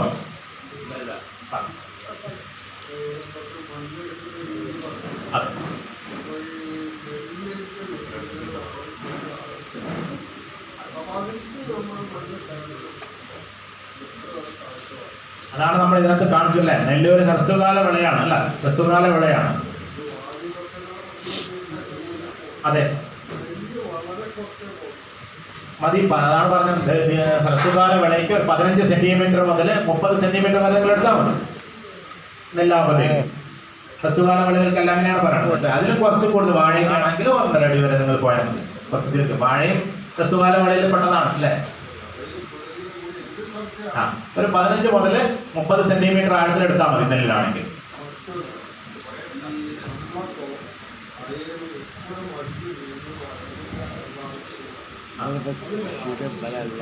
ഒലിച്ചു വരുന്നതല്ലേ, അതായിരിക്കില്ല. വയലിലേക്ക് ചെറിയ പ്രദേശങ്ങളിൽ നിന്ന് ഒലിച്ച് മണ്ണ് ഇറങ്ങുന്നത് കൊണ്ടായിരിക്കാം. അതുകൊണ്ടാണ് നമ്മൾ സാമ്പിൾ എടുക്കുമ്പോൾ, വയലിൽ നിന്നൊക്കെ സാമ്പിൾ എടുക്കുമ്പോൾ ഈ വരമ്പിന്റെ സൈഡിൽ നിന്ന് എടുക്കാൻ പാടില്ല എന്ന് പറയുന്ന കാരണം അതാണ്.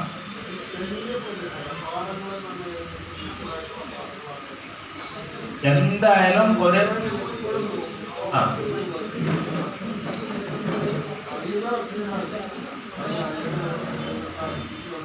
അതെ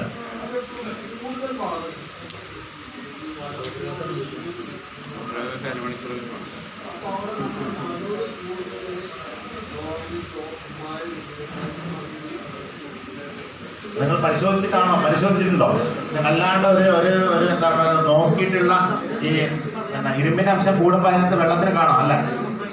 വെള്ളത്തിനുള്ള ഒരു കളർ കാണാം. ആ കളർ വ്യത്യാസം കൊണ്ടാണോ പറയണത്, അല്ലെങ്കിൽ പരിശോധിച്ചിട്ട് അവിടെ കൂടുതലുണ്ടെന്ന് ഉറപ്പിച്ചിട്ടാണോ എന്ന് പറയണത്? ഇല്ല. അതെ,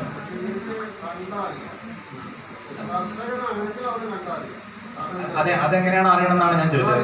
കണ്ട് നിങ്ങൾ വെള്ളത്തിന്റെ നിറമാണോ?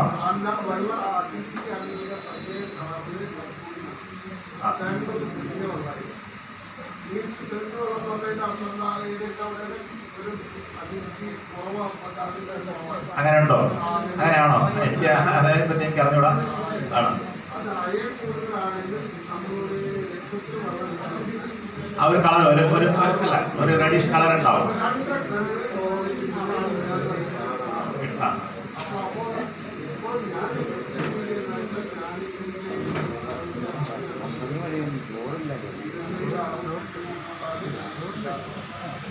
പരിശോധിച്ചോ? മണ്ണ് പരിശോധിച്ചോ? മണ്ണ് പരിശോധിച്ചിട്ട് വേണ്ടേ നമ്മളിടാ. 2 കിൻഡലൊക്കെ കിട്ടുമെന്ന് പറഞ്ഞു. എന്തെങ്കിലും എൻ്റെ pH എത്ര ഉണ്ടായിരുന്നു നോക്കിയോ?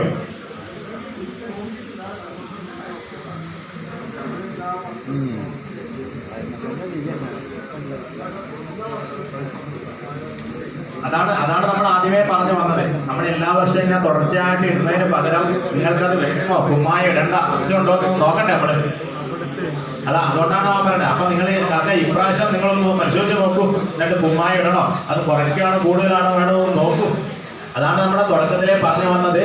ഇത് സാധാരണ എല്ലാ വർഷവും ഞാൻ ഇടുന്നു, ഈ വർഷം ഇടേണ്ട ആവശ്യമുണ്ടോ എന്ന് നമുക്ക് എങ്ങനെ അറിയാം? അതിനു വേണ്ടിയിട്ടാണ് ഒരു പ്രാവശ്യമെങ്കിലും നിങ്ങൾ പരിശോധിക്കും. ഒരു പ്രാവശ്യം പരിശോധിച്ചാൽ നിങ്ങൾക്ക് ഒരു വർഷം വരെ അത് മതി. ഇനി അടുത്ത വർഷമോ അല്ലെങ്കിൽ വേറെ എന്തെങ്കിലും ബുദ്ധിമുട്ട് തോന്നുമ്പോഴേ പ്രശ്നങ്ങൾ ഉണ്ടാകുമ്പോൾ മാത്രം നിങ്ങൾ പരിശോധിച്ചാൽ മതി. ഒരു 6 മാസക്കാലത്തോളം ഇത് തന്നെ മതി. അത് തന്നെ മതി.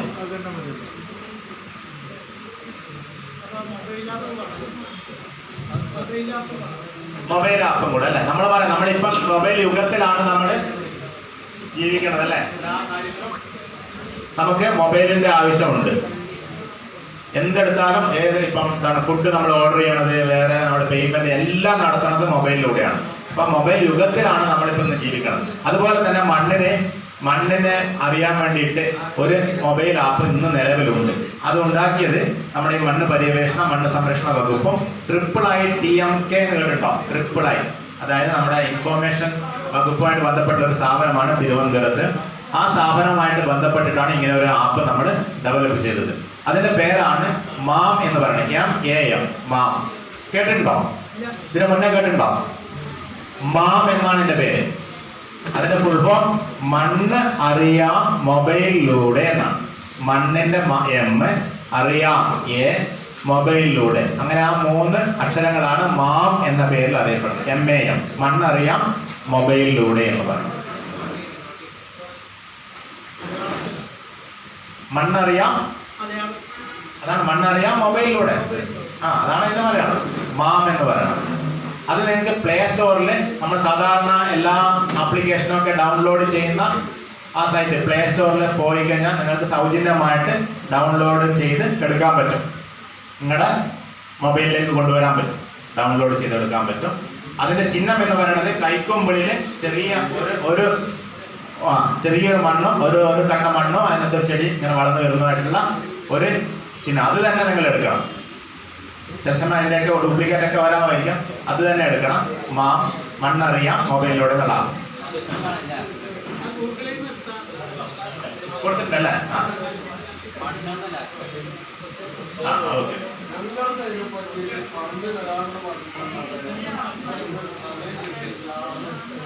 അതിപ്പം പറയും. അപ്പം അതാണ്. അപ്പൊ നിങ്ങൾക്ക് അത് ഡൗൺ പറഞ്ഞോളൂ.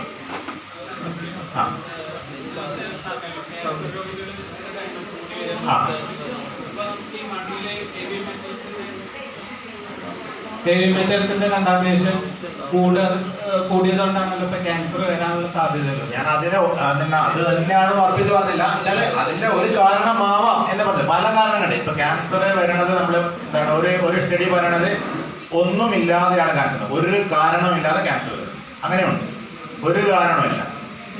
അപ്പം ഇത് ഒരു കാരണമാവാം. നമ്മൾ ഈ കീടനാശിനികളുടെ പ്രയോഗം നമ്മുടെ മണ്ണിൽ അധികമാകുന്ന സമയത്ത് നമുക്ക് ഹെവി മെറ്റൽസ് കൂടുന്ന സമയത്ത് അത് പരിശോധിക്കാൻ നമുക്ക് സൗകര്യം ഉണ്ടാവും. ഉണ്ട്. ഞങ്ങളുടെ ലാബിൽ, ഇപ്പൊ എന്റെ ലാബിലില്ല, തിരുവനന്തപുരത്ത് ഞങ്ങൾക്ക് ഒരു സെൻട്രൽ ലാബിലുണ്ട്. അവിടെയൊക്കെ ഹെവി മെറ്റൽസ് പരിശോധിക്കാനുള്ള സൗകര്യമുണ്ട്. ഈ CWRDMലുണ്ട്, അതിന്റെ ഉണ്ട്. IASR ഇന്ത്യൻ സുഗന്ധ ഗവേഷണ കേന്ദ്രം ഉണ്ടല്ലോ, സുഗന്ധവിള ഗവേഷണം, അവിടെയൊക്കെ ഹെവി മെറ്റൽസ് പരിശോധിക്കാനുള്ള സംവിധാനമുണ്ട്. അതിന് കുറച്ചും കൂടെ എമൗണ്ട് വരുമായിരിക്കും, കുറച്ച് എമൗണ്ട് വരും. ഹെവി മെറ്റൽസ് ഒക്കെ പരിശോധിക്കാം. CWRDMലൊക്കെ ഉണ്ട്. നമ്മുടെ ഒരു പ്രൊജക്ട് നമുക്ക് ഉണ്ടായിരുന്നു, നമ്മുടെ ഞെളിയമ്പറമ്പുമായിട്ട്. നിങ്ങൾക്ക് ഞെളിയമ്പറമ്പിനൊക്കെ ഉണ്ടോ? കോഴിക്കോട് അല്ലെ വേസ്റ്റ് ഇടുന്ന ആ പ്രദേശം, ഞെളിയമ്പറമ്പുമായിട്ട് ബന്ധപ്പെട്ട് നമ്മളൊരു പ്രൊജക്ട് എടുത്തിട്ടുണ്ടായിരുന്നു ഞാൻ കോഴിക്കോട് വർക്ക് ചെയ്യുമ്പോൾ. അതിന് ചുറ്റുവട്ടത്തുമുള്ള പ്രദേശത്തുള്ള മണ്ണുകൾ ശേഖരിച്ചിട്ട് ഹെവി മെറ്റൽസിന്റെ പ്രശ്നങ്ങൾ ഉണ്ടോ എന്ന് നമ്മൾ നോക്കിയിട്ടുണ്ടായിരുന്നു. അവിടെ ഉണ്ട്, ഹെവി മെറ്റൽസിന്റെ പ്രശ്നങ്ങൾ അവിടെ ഉണ്ട്. ലെഡ് പോലുള്ള ഹെവി മെറ്റൽസിന്റെ സാന്നിധ്യം നമ്മുടെ മണ്ണിൽ അവിടെ കണ്ടെത്തിയിട്ടുണ്ട്. ഈ പ്രശ്നങ്ങൾ ഇപ്പൊ നിങ്ങളുടെ ഈ പ്ലേ സ്റ്റോറിൽ നിന്ന് നിങ്ങൾ ഡൗൺലോഡ് ചെയ്ത് എടുക്കുക, അല്ല ഡൗൺലോഡ് ചെയ്ത് എടുത്തു കഴിഞ്ഞാൽ നിങ്ങളുടെ ഡൗൺലോഡ് ചെയ്തെടുത്താൽ നിങ്ങളുടെ സിസ്റ്റത്തിലേക്ക് വരും. മണ്ണ് നടിച്ചാലും മതി, മണ്ണ് നടിച്ചാലും വരും. അതിന്റെ പേര് മാം എന്നാണ്, മാപ്പ്. മണ്ണ് നടിച്ചു കഴിഞ്ഞാലും അതെ മണ്ണ് നടിച്ചാലും വരും. മാം നിങ്ങളുടെ സിസ്റ്റം, നിങ്ങളുടെ മൊബൈലിലേക്ക് അത് കൊണ്ടുവരിക, ഡൗൺലോഡ് ചെയ്ത് കൊണ്ടുവരിക. എന്നിട്ട് ഇതുമായിട്ട് നിങ്ങളുടെ കൃഷിയിടത്തിലേക്ക് പോവുക. ഈ മൊബൈലായിട്ട് കൃഷിയിടത്ത് പോവുക. നിങ്ങൾ ഒന്ന് ഉറപ്പിക്കണം, നിങ്ങൾക്ക് നെറ്റ്വർക്ക് കണക്ഷൻ ഉണ്ടായിരിക്കണം. അതായത് ഇന്റർനെറ്റ് ഉണ്ടായിരിക്കണം. നെറ്റ് നല്ലോണം ഉള്ള സ്ഥലത്ത് മാത്രമേ ഇത് നന്നായിട്ട് വർക്ക് ചെയ്യുള്ളൂ. മണ്ണിന്റെ വിഷയം അല്ലാണ്ട് കൃഷിയായിട്ട് ബന്ധപ്പെട്ട് മറ്റു പല സംശയങ്ങളുണ്ട്. ചോദിച്ച പല മറുപടി കിട്ടാൻ സാധ്യതയുണ്ടോ? മണ്ണുമായിട്ട് ബന്ധപ്പെട്ട അല്ലാതെ എന്താ ചോദ്യങ്ങൾ? അപ്പോൾ ഞങ്ങളിപ്പോൾ ഈ കഴിഞ്ഞ സീസണിലെ മുമ്പായിട്ട് മല്ലിക കൃഷിക്ക് എല്ലാവർക്കും ഉള്ളതാണ്. ഞങ്ങൾ പെരുന്തമണ്ണ താലൂക്കിൽ പല കൃഷിഭവനും മുഖേന അത് നടപ്പാക്കി ഉണ്ടാക്കി. അത്യാവശ്യം നിരക്കില്ലാത്ത വിളവും ഉണ്ടായി. പക്ഷെ അത് കൊടുത്ത് തീർക്കാൻ മാർക്കറ്റിൽ ഏത് പൂക്കച്ചവടക്കാരത്തിൽ ചെന്നാലും ഇവിടെ വേണ്ട, ഞാൻ കൊണ്ടുണ്ട് എന്നുള്ള പരാതി. കുറച്ച് മുന്നേ വരെ ഇവിടെ ഏരിയ ഉണ്ടായിരുന്നു, അതിന്റെ ഉത്തരം പറയാൻ വേണ്ടിയിട്ട്. അപ്പോൾ അവിടുന്ന് ചില ആളുകൾ പറഞ്ഞു പെയിന്റിന്റെ കമ്പനിക്ക് ഇത് ബൾക്കായിട്ട് പോകുന്നുണ്ട്, അത് നിങ്ങളൊന്ന് അന്വേഷിക്കുന്നതാണ്. അപ്പോൾ അവിടെ ഈ പെയിന്റ് കമ്പനി എന്താണ് ഇതിൻ്റെ ഉപയോഗം? ഞങ്ങൾക്ക് സാധാരണക്കാരന് അറിയില്ല, അത് അറിയാനുള്ള വല്ല സംവിധാനവും ഉണ്ടോ എന്നാണ് ചോദിച്ചത്. രണ്ടാമത് പിന്നെ ഈ കൃഷിക്കാർക്ക് ഇപ്പോൾ ക്രെഡിറ്റ് കാർഡ് വാട്സപ്പിലൂടെ ഞാൻ കണ്ടതാണ്, പല ആനുകൂല്യങ്ങളും കിട്ടും. ആ കൃഷി കാർഡ് എടുത്താൽ അത് കൃഷിഭവൻ അല്ലെങ്കിൽ കൃഷി അഗ്രികൾച്ചർ വിഭാഗത്തിൽ കൂടെ കിട്ടുന്നതാണെന്ന് പറഞ്ഞിട്ട് അങ്ങനെ വിവരം കണ്ടു. അതിന് വല്ല ഉത്തരവുണ്ടോയെന്ന് അറിയില്ല. പിന്നെ മൂന്നാമത് ഒരു കൊല്ലം മുമ്പ് ഇതൊന്നിപ്പോൾ നിങ്ങളോട് പറഞ്ഞാൽ പരിചയം ഉണ്ടാവില്ല, ഞാൻ എൻ്റെ അഭിപ്രായം പറയാൻ കുറേ ആളുകൾ വേറെ അനുഭവിക്കുന്നുണ്ട്. നാളികേരെടുത്തിരുന്നു ഗവൺമെൻറ്. അത് ആദ്യം കേരപ്പെട്ട് വിട്ടു, അന്ന് 34 രൂപ കഴിഞ്ഞു. അത് കഴിഞ്ഞ കൊല്ലം അപ്പോൾ ഒരു കൊല്ലമായി. ആ കേരപ്പെട്ട് എടുക്കൽ മാറിയിട്ട് നാപ്പട്ടിന് എടുക്കും. ഈ കേരപ്പെട്ട് അവസാനം എടുത്ത കാലത്ത് നാപ്പട്ടിന് എടുക്കുന്നതിൻ്റെ മുമ്പേ കുറേ ആളുകൾക്ക് കൊടുത്ത പൈസ കിട്ടിയില്ല. ഞാൻ എന്നിട്ട് ഇവിടെ പെരിന്തമണ്ണ താലൂക്കിൽ കൃഷിഭവനിൽ അതിൻ്റെ വിവരാവകാശം കൊടുത്തപ്പോൾ പെരിന്തമണ്ണ താലൂക്കിൽ തന്നെ 14 കൃഷിഭവനുകൾ, അല്ല സോറി 14 ആളുകൾക്ക് വിവിധ കൃഷിഭവനുകളിൽ കിട്ടാൻ ബാക്കിയുണ്ട്. പല ഭാഗത്തും അതിൻ്റെ പരാതി കൊടുത്തു. അത് കിട്ടാൻ ഇനി ഞങ്ങൾ എന്ത് ചെയ്യാന്ന് വല്ല നിർദ്ദേശം പറഞ്ഞുതരാൻ പറ്റുമോ? ഇത്രയും ചോദ്യങ്ങളാണ്. ഇതിന്റെ ഉത്തരവൊന്നും എനിക്ക് കൃത്യമായിട്ട് ഇപ്പൊ പറയാൻ പറ്റില്ല, എനിക്ക് പറ്റില്ല. കാരണം ഞാൻ ഈ വകുപ്പുമായിട്ട് ഇതുമായിട്ട് ബന്ധപ്പെട്ടിട്ട് ഇല്ല, ഈ പദ്ധതികളുമായിട്ട് ബന്ധപ്പെട്ടിട്ടുള്ള എനിക്ക് യാതൊരു വിവരമില്ല. അപ്പൊ കുറച്ച് മുന്നേ ഇവിടെ ഏരിയ ഉണ്ടായിരുന്നു, അസിസ്റ്റന്റ് ഡയറക്ടർ ഉണ്ടായിരുന്നു, അദ്ദേഹമായിരുന്നു ഇതിന് കൃത്യമായിട്ട് ഉത്തരം അദ്ദേഹത്തിന് ഉണ്ടാവുമായിരുന്നു. പക്ഷെ കൃഷിഭവനും കൃഷി ഓഫീസറുമായിട്ട് ബന്ധപ്പെടുക, അല്ലെ അന്വേഷിക്കാൻ വേറെ നമുക്ക് പറ്റില്ല. സാർ അത് ഞങ്ങളെ ഇപ്പം ഞാൻ കഴിഞ്ഞ താലൂക്ക് സഭയിൽ അടക്കം പരാതി വെച്ചിട്ടുണ്ട്. പക്ഷെ സംഗതി കാശ് കിട്ടില്ല. പിന്നെ നിങ്ങൾ തെരിഞ്ച് കമ്മിയുടെ വല്ല വിവരങ്ങൾക്കായിട്ട് എനിക്ക് അതിനെപ്പറ്റി അറിയില്ല. നമ്മൾ അഗ്രികൾച്ചർ ഓഫീസറുമായിട്ട് ബന്ധപ്പെട്ടിട്ട് നിങ്ങൾക്ക് നിങ്ങളുടെ പേരൊക്കെ കൊടുക്കുവാണെങ്കിൽ ഞങ്ങൾ നിങ്ങളുടെ പേര് അങ്ങോട്ടേക്ക് പറയാം. ഒന്നും കൂടെ ഈ ആപ്പ് പറഞ്ഞല്ലോ മാമ, അത് ഞാൻ പറയാം. പറഞ്ഞിട്ട് ചോദിച്ചാൽ പറയാം. അത് കൃത്യമായിട്ടൊന്ന് വിവരിച്ചിട്ട് അപ്പൊ നിങ്ങൾക്ക് അതിന്റെ സംശയം നിങ്ങൾക്ക് അതിൽ കൂടെ വിവരിക്കാലോ. പിന്നെ ഈ മാമ ഇപ്പൊ നമ്മൾക്ക് റിസൾട്ട് തരുമ്പോൾ ഈ മണ്ണിന്റെ മുമ്പ് നിങ്ങൾ പരിശോധിച്ചിട്ടുണ്ടോ, അതോ എന്താണ് ഇതിന്റെ ശാസ്ത്രീയത എന്ന് പറഞ്ഞത്? അത് പറഞ്ഞാൽ ഞാൻ പറയുമ്പോൾ ചെയ്യാം. അപ്പൊ നിങ്ങൾ എല്ലാം ഡൗൺലോഡ് കൊണ്ട് നിങ്ങളുടെ മൊബൈലിലേക്ക് കൊണ്ടുവരിക. കൊണ്ടുവന്നിട്ട് ഈ മൊബൈലുമായിട്ട് നിങ്ങൾ നിങ്ങളുടെ ഫീൽഡിലേക്ക് പോവാം. ഒന്ന് ഉറപ്പാക്കുക, നെറ്റ്വർക്ക് കണക്ഷൻ ഉറപ്പാക്കുക. നെറ്റ്വർക്ക് വേണം, നെറ്റ് വേണം. ഇവിടെ നിന്നല്ല ഞാൻ പറയണത്, നിങ്ങളിത് ഡൗൺലോഡ് ചെയ്തതിന് ശേഷം നിങ്ങളുടെ ഫീൽഡിലേക്ക് പോവാം. ഇത് എന്തിനാ ആപ്പ് എന്ന് വെച്ച് കഴിഞ്ഞാൽ നിങ്ങൾ മണ്ണ് പരിശോധനയ്ക്ക് എന്താ നമ്മളെ എല്ലാ പലവിധ മൂലകങ്ങൾ എത്ര ഉണ്ടെന്നല്ല അറിയണത്. അത് ഓട്ടോമാറ്റിക് നിങ്ങളുടെ മൊബൈലിലൂടെ തന്നെ നിങ്ങൾക്ക് അറിയാൻ പറ്റും. പരിശോധിക്കാതെ തന്നെ നിങ്ങൾക്ക് അറിയാൻ പറ്റും. അതിന് വേണ്ടിയിട്ടാണ് ഈ മൊബൈൽ ആപ്പ്. അപ്പൊ ഇതും കൊണ്ട് നിങ്ങളുടെ എന്താണ് കൃഷിയിടത്തിലേക്ക് പോവുക, ഇത് തുറക്കുക, അവിടെ നിന്ന് നിങ്ങൾ ഇത് ഓണാക്കുക. അപ്പൊ നിങ്ങൾക്ക് ആദ്യം കാണുക GPS ആവറേജിംഗ് എന്ന് പറഞ്ഞ് ഇങ്ങനെ ഒരു വര കാണാം. 0 മുതൽ 100 വരെ ഇങ്ങനെ പോകുന്നത് കാണാം. 0, 1, 2, 3, 4, 10, 20, 25, 75, 100 ആകുമ്പോഴത്തേക്ക് നീക്കും. നിങ്ങളത് പോയി അവിടെ നിന്ന് ഓണാക്കുക. ഒറ്റ സ്ഥലത്ത് നിന്ന് നന്നായിട്ട് നിന്നിട്ട് ഒരു സ്ഥലത്ത് നിന്ന് നിങ്ങളത് ഓണാക്കുക. ഓണാക്കുമ്പോൾ അതിനകത്ത് ആദ്യം വരുന്നത് GPS ആവറേജിംഗ് എന്ന് പറഞ്ഞിങ്ങനെ വരും. അതിന് മുന്നേ ഒന്ന് ലാംഗ്വേജ് സെലക്ട് ചെയ്യാനുണ്ടാവും. ചൂസ് ലാംഗ്വേജ് എന്ന് പറയും. അപ്പൊ നിങ്ങൾക്ക് മലയാളം ഇംഗ്ലീഷ് ഏതാണ് സെലക്ട് ചെയ്യാം. ആദ്യത്തെ അതിൽ മലയാളം സെലക്ട് ചെയ്താൽ നിങ്ങൾ തുടർന്ന് അങ്ങോട്ട് നിങ്ങൾ മലയാളത്തിലായിരിക്കും എല്ലാ കാര്യങ്ങളും ഉണ്ടാവുക. ഇംഗ്ലീഷ് ആണെങ്കിൽ ഇംഗ്ലീഷിലായിരിക്കും. അത് സെലക്ട് ചെയ്ത് കഴിഞ്ഞാൽ GPS ആവറേജിംഗ് എന്ന് പറഞ്ഞ് വരും. അത് 100% ആയി കഴിഞ്ഞാൽ ആ ആപ്ലിക്കേഷൻ തുറന്ന് വരും. തുറന്ന് ആദ്യം നിങ്ങൾ കാണുക എന്താണെന്ന് വെച്ച് കഴിഞ്ഞാൽ നിങ്ങൾ ഏത് പഞ്ചായത്തിലാണോ നിൽക്കുന്നത് ആ പഞ്ചായത്തിന്റെ ഭൂപടം കാണും. അതിനകത്ത് ഒരു പിങ്ക് അടയാളത്തിൽ നിങ്ങൾ നിൽക്കുന്ന സ്ഥലവും കാണിച്ചു തരും. മനസ്സിലായോ? തുറന്നു കഴിഞ്ഞാൽ പിങ്ക് അടയാളത്തിൽ നിങ്ങൾ നിൽക്കുന്ന സ്ഥലവും നിങ്ങൾ ഏത് പഞ്ചായത്തിലാണോ, നിങ്ങൾ പൂക്കോട്ടൂർ പഞ്ചായത്തിലാണെങ്കിൽ പൂക്കോട്ടൂര്, നിങ്ങൾ മക്കരപ്പറമ്പാണെങ്കിൽ മക്കരപ്പറമ്പ് പഞ്ചായത്തിന്റെ മാപ്പ് തെളിഞ്ഞു വരും. എവിടെയാ പെരിന്തൽമണ്ണ ആണെങ്കിൽ പെരിന്തൽമണ്ണ അത് തെളിഞ്ഞു വരും. എല്ലാത്തിന്റെയും മാപ്പുകൾ ഭൂപടം തെളിഞ്ഞു വരും. അപ്പം ഇങ്ങനെ തെളിഞ്ഞു വരുന്ന ഇതിനർത്ഥം എന്താന്ന് വെച്ച് കഴിഞ്ഞാല് നിങ്ങളുടെ കയ്യിലുള്ള ഡിവൈസ്, നിങ്ങളുടെ മൊബൈലും ഞങ്ങളുടെ ഡിപ്പാർട്ട്മെന്റിന്റെ തിരുവനന്തപുരത്ത് ഓഫീസിലിരിക്കണ കമ്പ്യൂട്ടറിന്റെ സിസ്റ്റവും ആയിട്ട് ബന്ധപ്പെട്ടു എന്നാണ് അതിനർത്ഥം. മനസ്സിലായില്ലേ? നിങ്ങളുടെ മൊബൈലും ഞങ്ങളുടെ തിരുവനന്തപുരത്തിരിക്കുന്ന ഓഫീസിലെ കമ്പ്യൂട്ടർ സിസ്റ്റങ്ങളുമായിട്ട് നിങ്ങളുടെ മൊബൈൽ ബന്ധപ്പെട്ടിരിക്കണം. എങ്ങനെയാണ് ബന്ധപ്പെടുക? അല്ല, എങ്ങനെയാണ്? ഉപഗ്രഹം വഴി. അതാണ് GPS ഉപഗ്രഹം വഴി ബന്ധം സ്ഥാപിച്ചിരിക്കണമെന്നാണ്. ഇനി നിങ്ങൾ ചോദിക്കുന്ന ഉത്തരമെല്ലാം ഞങ്ങളുടെ കമ്പ്യൂട്ടർ പറഞ്ഞു തരും. അതാണ് ഇത് സംഭവിക്കുന്നത്. അതിന്റെ ബാക്ക്ഗ്രൗണ്ടിൽ സംഭവിക്കുന്നതാണ്. ഇനി നിങ്ങൾ എന്ത് ചോദിച്ചാലും അത് ആ കമ്പ്യൂട്ടർ അപ്പം നിങ്ങളുടെ മൊബൈലിലേക്ക് പറഞ്ഞു തരും. അതെങ്ങനെയാ പറഞ്ഞു തരണത്? ഏതാ? അപ്പൊ അതെങ്ങനെയാ പറഞ്ഞു തരണമെന്ന് വെച്ച് കഴിഞ്ഞാല് അപ്പം പരിശോധിക്കല്ല, നിങ്ങളുടെ പഞ്ചായത്തിലെ മണ്ണുകള് ഞങ്ങളുടെ ഡിപ്പാർട്ട്മെന്റിലെ ആൾക്കാർ ഓൾറെഡി ശേഖരിച്ചിട്ടുണ്ട്. എല്ലാ സ്ഥലത്തു നിന്നും റെപ്രസെന്റേറ്റീവ് ആയിട്ടുള്ള സാമ്പിളുകൾ ശേഖരിച്ച് പരിശോധിച്ചിട്ട് അതിന്റെ റിസൾട്ടുകൾ ഞങ്ങളുടെ കമ്പ്യൂട്ടറിൽ റെഡിയാക്കി വെച്ചിട്ടുണ്ട്. ഏത് സ്ഥലത്ത്, കേരളത്തിലെ മൊത്തത്തിലും അങ്ങനെ ഉണ്ട്. ഓരോ സ്ഥലത്തും ഓരോ പഞ്ചായത്തിലും. അപ്പം അതിന് ഇപ്പൊ നമ്മൾ ആദ്യം പരിശോധിച്ചു, pH പരിശോധിച്ചു, സാമ്പിൾ എടുത്ത് pH പരിശോധിച്ചു. നിങ്ങളുടെ പഞ്ചായത്തിന്റെ ഇപ്പം പെരിന്തൽമണ്ണ മുനിസിപ്പാലിറ്റി ആണോ ഇത്? അല്ലെ, മുനിസിപ്പാലിറ്റിന്റെ എല്ലാ സ്ഥലത്തു നിന്ന് ഞങ്ങൾ സാമ്പിളുകൾ എടുത്തിട്ടുണ്ട്. അത് പരിശോധിച്ച് pH നോക്കിയിട്ട് pH ആയിട്ട് ഒരു മാപ്പ് ഞങ്ങൾ തയ്യാറാക്കി കമ്പ്യൂട്ടർ സിസ്റ്റത്തിൽ റെഡിയാക്കി വെച്ചിട്ടുണ്ട്.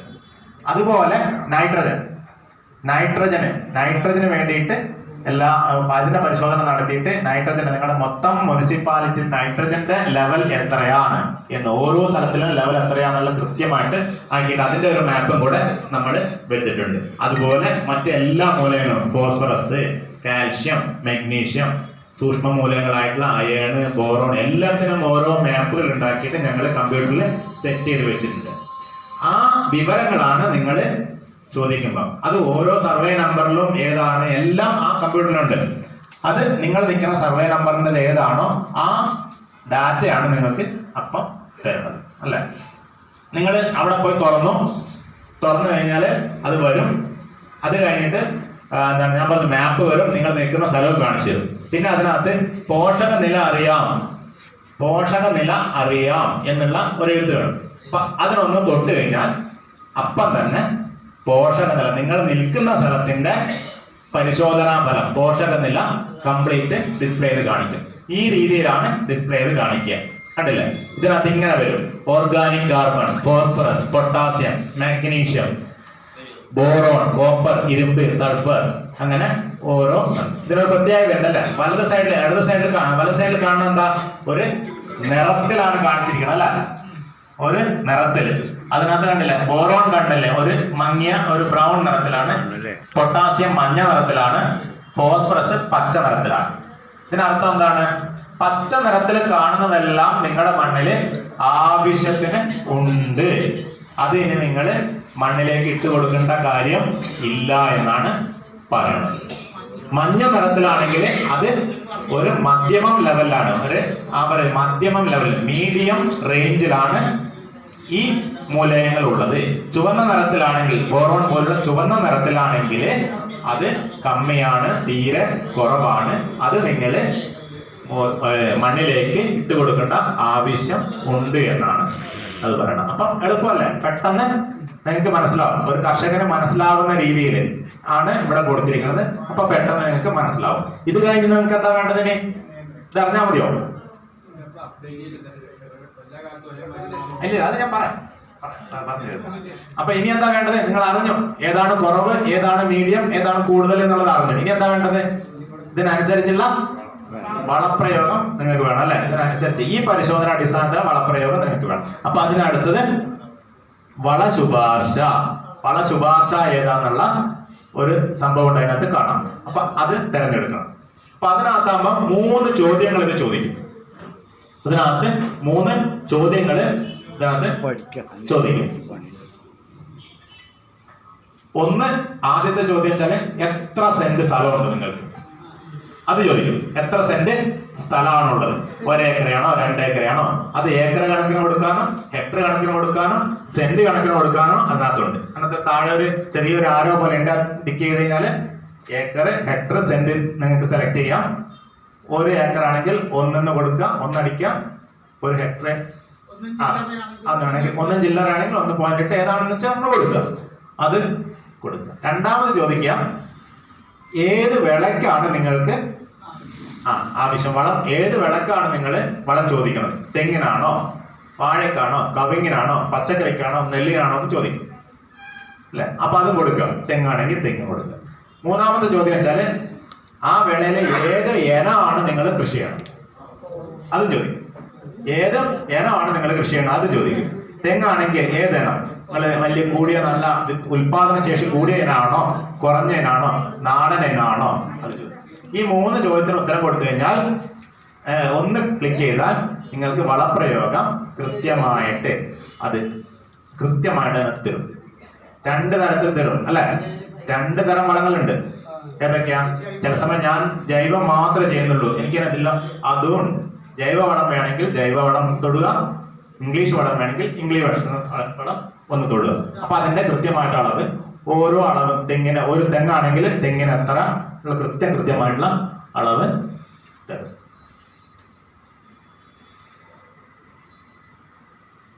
രാസവളത്തിന്റെ തരം, അളവ്, ജൈവവളത്തിന്റെ തരം, അതും അത് കൃത്യമായിട്ട് അതിനകത്ത് കാണിച്ചു തരും. അതിനനുസരിച്ച് നിങ്ങൾ ചെയ്താൽ മതി.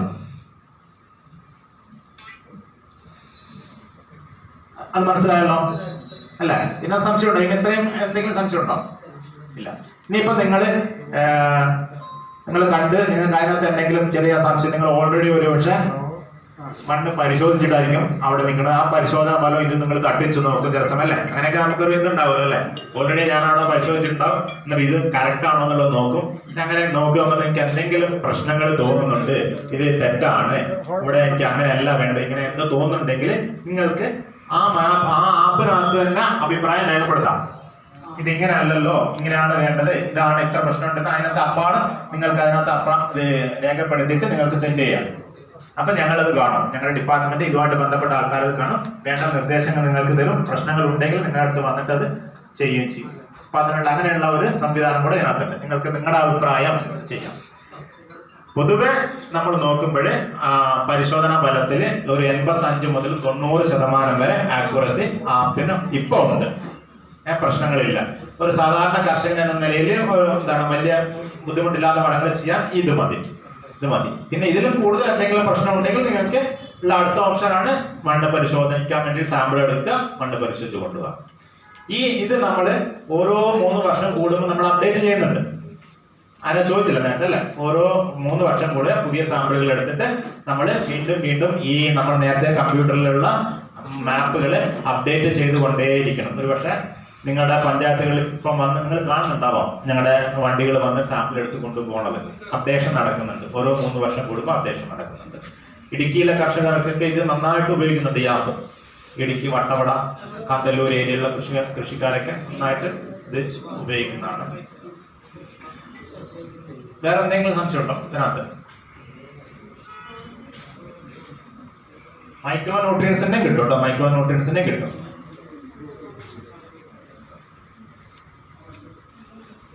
ഇതിനകത്ത് ഉള്ള ഒരു പ്രശ്നം എന്ന് പറയുന്നത് എന്തെങ്കിലും തോന്നുന്നുണ്ടോ? ഇതിനകത്ത് പ്രശ്നം ഉണ്ടോ? ഇല്ല. ഇതിനകത്തുള്ള ചെറിയൊരു പ്രശ്നം എന്ന് പറയുന്നത്, നിങ്ങൾ ഇവിടെ ഇപ്പൊ നോക്കിയല്ലേ, ഇതൊരു കോൺക്രീറ്റ് ബിൽഡിംഗ് ആണ് അല്ലെ?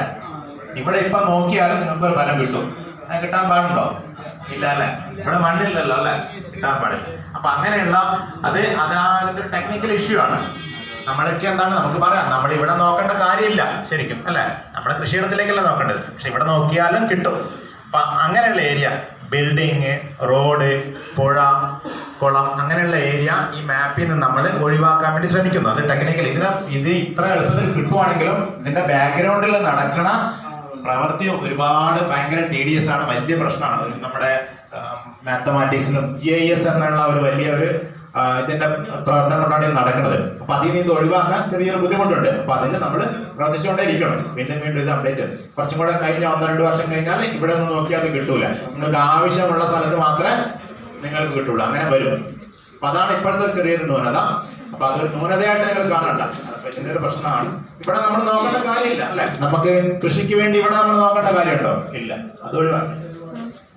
അപ്പൊ ഇതാണ് ഇപ്പം പുതിയ അപ്ലിക്കേഷൻ എന്ന് പറയുന്നത്. ഇതും നിങ്ങൾ പരിശോധിക്കാനുള്ള മണ്ണ് പരിശോധനയുടെ പരിശോധിക്കാൻ നിങ്ങൾ സാമ്പിൾ എടുത്തിട്ട് ലാബിൽ കൊണ്ടുപോകാൻ ബുദ്ധിമുട്ടുണ്ടെങ്കിൽ അല്ലെങ്കിൽ എത്രയും പെട്ടെന്ന് നിങ്ങൾക്ക് ഒരു ഫലം അറിയണമെന്നെങ്കിൽ ഈ ആപ്പിനെ നിങ്ങൾക്ക് സഹായം. ഒരു 85 മുതൽ 90% വരെ ആക്യുറസി ഇതിനകത്തുണ്ട്. ഇതും നിങ്ങൾ പ്രയോജനപ്പെടുത്തുക.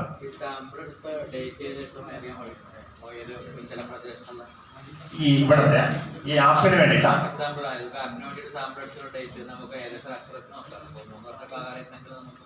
അത് ഇപ്പൊ പറയാൻ പറ്റില്ല. അത്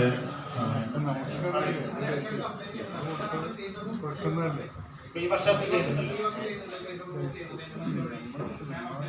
ഓരോ വില്ലേജില്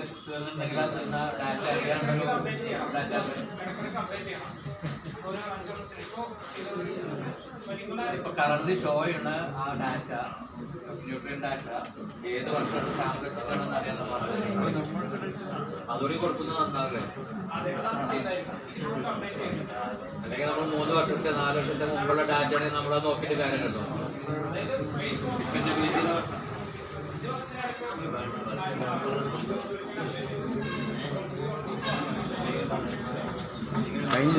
ഇനി എന്തെങ്കിലും സംശയം ഉണ്ടോ? ചെറിയ കുറച്ച് കാര്യം നിങ്ങൾക്ക് അറിയാം, നിങ്ങൾക്ക് അത്യാവശ്യം വേണ്ട ചെറിയൊരു കാര്യങ്ങളോടെ പറയണമെന്ന് പറഞ്ഞാൽ അതുകൂടെ ഞാൻ പറയാം.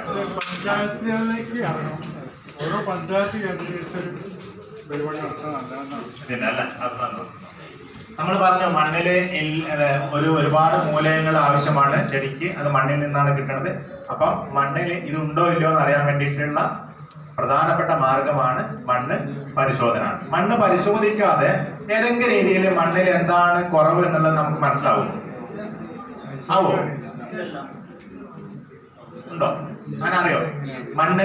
മണ്ണിൽ ഇന്ന മൂലകം കുറവാണ് എന്ന് ഏതെങ്കിലും രീതിയിൽ നമുക്ക് മനസ്സിലാവുമോ? അല്ലെ?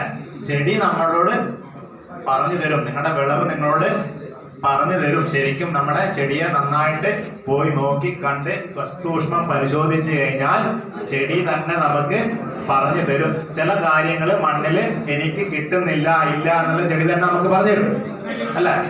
അതിനെയാണ് നമ്മള് ലക്ഷണങ്ങൾ അല്ലെ, ന്യൂട്രിയൻ ഡെഫിഷ്യൻസി സിംറ്റം എന്ന് പറയും. അതായത് മൂലകങ്ങളുടെ അഭാവം മൂലം ചെടിക്കുണ്ടാവുന്ന പ്രശ്നങ്ങളെ അത് ചെടി നമ്മൾ കാണിച്ചു. അപ്പൊ ഈ കാര്യങ്ങൾ നിങ്ങൾക്ക് ചെറുങ്ങനെ ഒന്ന് പറഞ്ഞുതരാം അല്ലെ. പ്രധാനമായിട്ടും മണ്ണില് മൂലകങ്ങളുടെ കുറവ്, മൂലകങ്ങളുടെ അഭാവം ഉണ്ടാകുമ്പോൾ 3 തരം ലക്ഷണമാണ് ചെടി കാണിക്കുക. 3 ലക്ഷണം കാണിക്കും. ഒന്ന് നിങ്ങൾക്ക് പറയാൻ പറ്റും എന്തായാലും. ഒന്നെന്തായിരിക്കും? അല്ല, അതിന്റെ ലക്ഷണമാണ് ഞാൻ പറഞ്ഞത്. മഞ്ഞളിപ്പ് അല്ലെ, പൊതുവായിട്ടുള്ള ഒരു ലക്ഷണമാണ് മഞ്ഞളിപ്പ്. മഞ്ഞ യെല്ലോയിങ് എന്ന് പറയും, മഞ്ഞളിപ്പ് ഉണ്ടാവും. രണ്ടാമത്തെ ലക്ഷണം ഇതില് ആദ്യത്തെ ഞാൻ ഒന്ന് പറയട്ടെ, ഇതിൽ എവിടെ ഉണ്ടാവുന്ന ലക്ഷണങ്ങളാണ് നമുക്ക് കാണാം? വേരിനൊക്കെ ഉണ്ടാകും നമുക്ക് കാണാൻ പറ്റില്ല അല്ലെ, മണ്ണിനടിയിലായി പോയി. ഇലകളിൽ വേണം, മോൾ ഇല, പൂവ്, കായ അങ്ങനെയുള്ള ലക്ഷണങ്ങളാണ് നമുക്ക് കാണാൻ പറ്റുക. അപ്പൊ ഒന്നാമത്തെ ലക്ഷണം മഞ്ഞളിപ്പാണ്, യെല്ലോയിങ് എന്ന് പറയും. രണ്ടാമത്തത് മഞ്ഞ അല്ലാതെ വേറെ എന്തെങ്കിലും കളർ വരിക അല്ലെ, മഞ്ഞ അല്ലാതെ വേറെ കളർ വരിക. എന്തായിരിക്കും? പ്രധാനമായിട്ടും പർപ്പിള്, പിങ്ക് നിറത്തിലുള്ള കളറുകൾ, പർപ്പിള്, പിങ്ക് അല്ലെങ്കിൽ എന്താണ് ചുവന്ന റെഡിഷ് ആയിട്ടുള്ള ചില കളറുകൾ വരിക. അങ്ങനത്തെ നിങ്ങൾ കണ്ടിട്ടുണ്ടാവാം ചില അല്ലേ. മൂന്നാമത്തെ ലക്ഷണം എന്താ? മൂന്നാമത്തെ ലക്ഷണം കരിഞ്ഞുണങ്ങി പോവുക അല്ലെ, ഇലേന്റെ കരിഞ്ഞുണങ്ങുക. ഈ 3 ലക്ഷണങ്ങളാണ് പ്രധാനമായിട്ടും, ഇന്നും കൂടുതലുണ്ട്, പ്രധാനമായിട്ടും 3 ലക്ഷണങ്ങളാണ്. അപ്പൊ ഇത് നമ്മുടെ കൃഷിയിടത്തിലേക്ക് പോകണോ, ഇതില് എന്നിട്ട് ഈ ലക്ഷണങ്ങൾ ഉണ്ടോ എന്ന് നോക്കും. അപ്പൊ ഈ ലക്ഷണങ്ങൾ, ഈ 3 ലക്ഷണങ്ങളും ചെടിയുടെ ഇലകളിലാണ് കാണുന്നത് പറഞ്ഞു. അപ്പം 3 ലക്ഷണങ്ങളും കാണുന്നത് 3 തരത്തിലാണ്. ചിലതിൻ്റെത് അടിഭാഗത്തെ ഇലകളിലാണ് മാത്രമേ കാണുള്ളൂ. ചില ലക്ഷണങ്ങള് അതായത് വളർന്ന ഇലകളിൽ അടിഭാഗത്തെ ഇലകളിലാണ് കാണുക. ചിലത് തളിർ ഇലകളിലാണ് കാണുക. ചിലത് രണ്ടിലും കാണും. ചില ലക്ഷണങ്ങൾ 2, അത് മുകളിലും താഴെ മുതിർന്ന ഇലകളിലും പിന്നെ ഇളം ഇലകളിലും കാണും. ചിലത് നമ്മുടെ ടെർമിനൽ ബഡ്സ് എന്ന് പറയുന്നത് വളർന്നു വരുന്ന മുകുളങ്ങളിലും ലക്ഷണങ്ങൾ കാണും. അപ്പൊ നമ്മള് ചെടികളില് നമ്മുടെ വയലിൽ പോകുന്നു അല്ലെങ്കിൽ നമ്മുടെ കൃഷിയിടത്തിൽ പോകുന്നു, നമ്മൾ ലക്ഷണം നോക്കുന്നു. ആദ്യം നമ്മള് അടിഭാഗത്തെ ഇലകളിൽ നോക്കുക. എന്താ നോക്കുക? മഞ്ഞ നിറമുണ്ടോ, മഞ്ഞളിപ്പുണ്ടോ നോക്കുക. അടിഭാഗത്തെ ഇലകളിൽ മഞ്ഞളിപ്പുണ്ടോ നോക്കുക. അപ്പൊ അടിഭാഗത്തെ ഇലകൾ നമ്മൾ മഞ്ഞളിപ്പ് കണ്ടു. അപ്പൊ ഏത് തരം ആ ഇലയൊന്ന് നോക്കുക, കൃത്യമായിട്ട് നിങ്ങൾ നോക്കുക. മഞ്ഞ ഏത് നിറത്തിലുള്ള മഞ്ഞാണ്? ഒരു പൊതുവായ മഞ്ഞയാണോ, എല്ലാ സ്ഥലത്തും അതായത് മൊത്തത്തിലുള്ള മഞ്ഞയാണോ, അല്ലെങ്കിൽ ഇലകളിൽ എന്തെങ്കിലും ഞരമ്പുകളുണ്ട്? നിങ്ങൾക്ക് അറിയാമല്ലോ അല്ലെ, ഇലയിൽ നടുക്ക് ഒരു വലിയ ഞരമ്പ് പോകും, സൈഡ് ഭാഗത്തേക്ക് ഞരമ്പ്. ആ ഞരമ്പുകളിൽ മഞ്ഞളിപ്പുണ്ടെന്ന് നോക്കുക. പൊതുവായ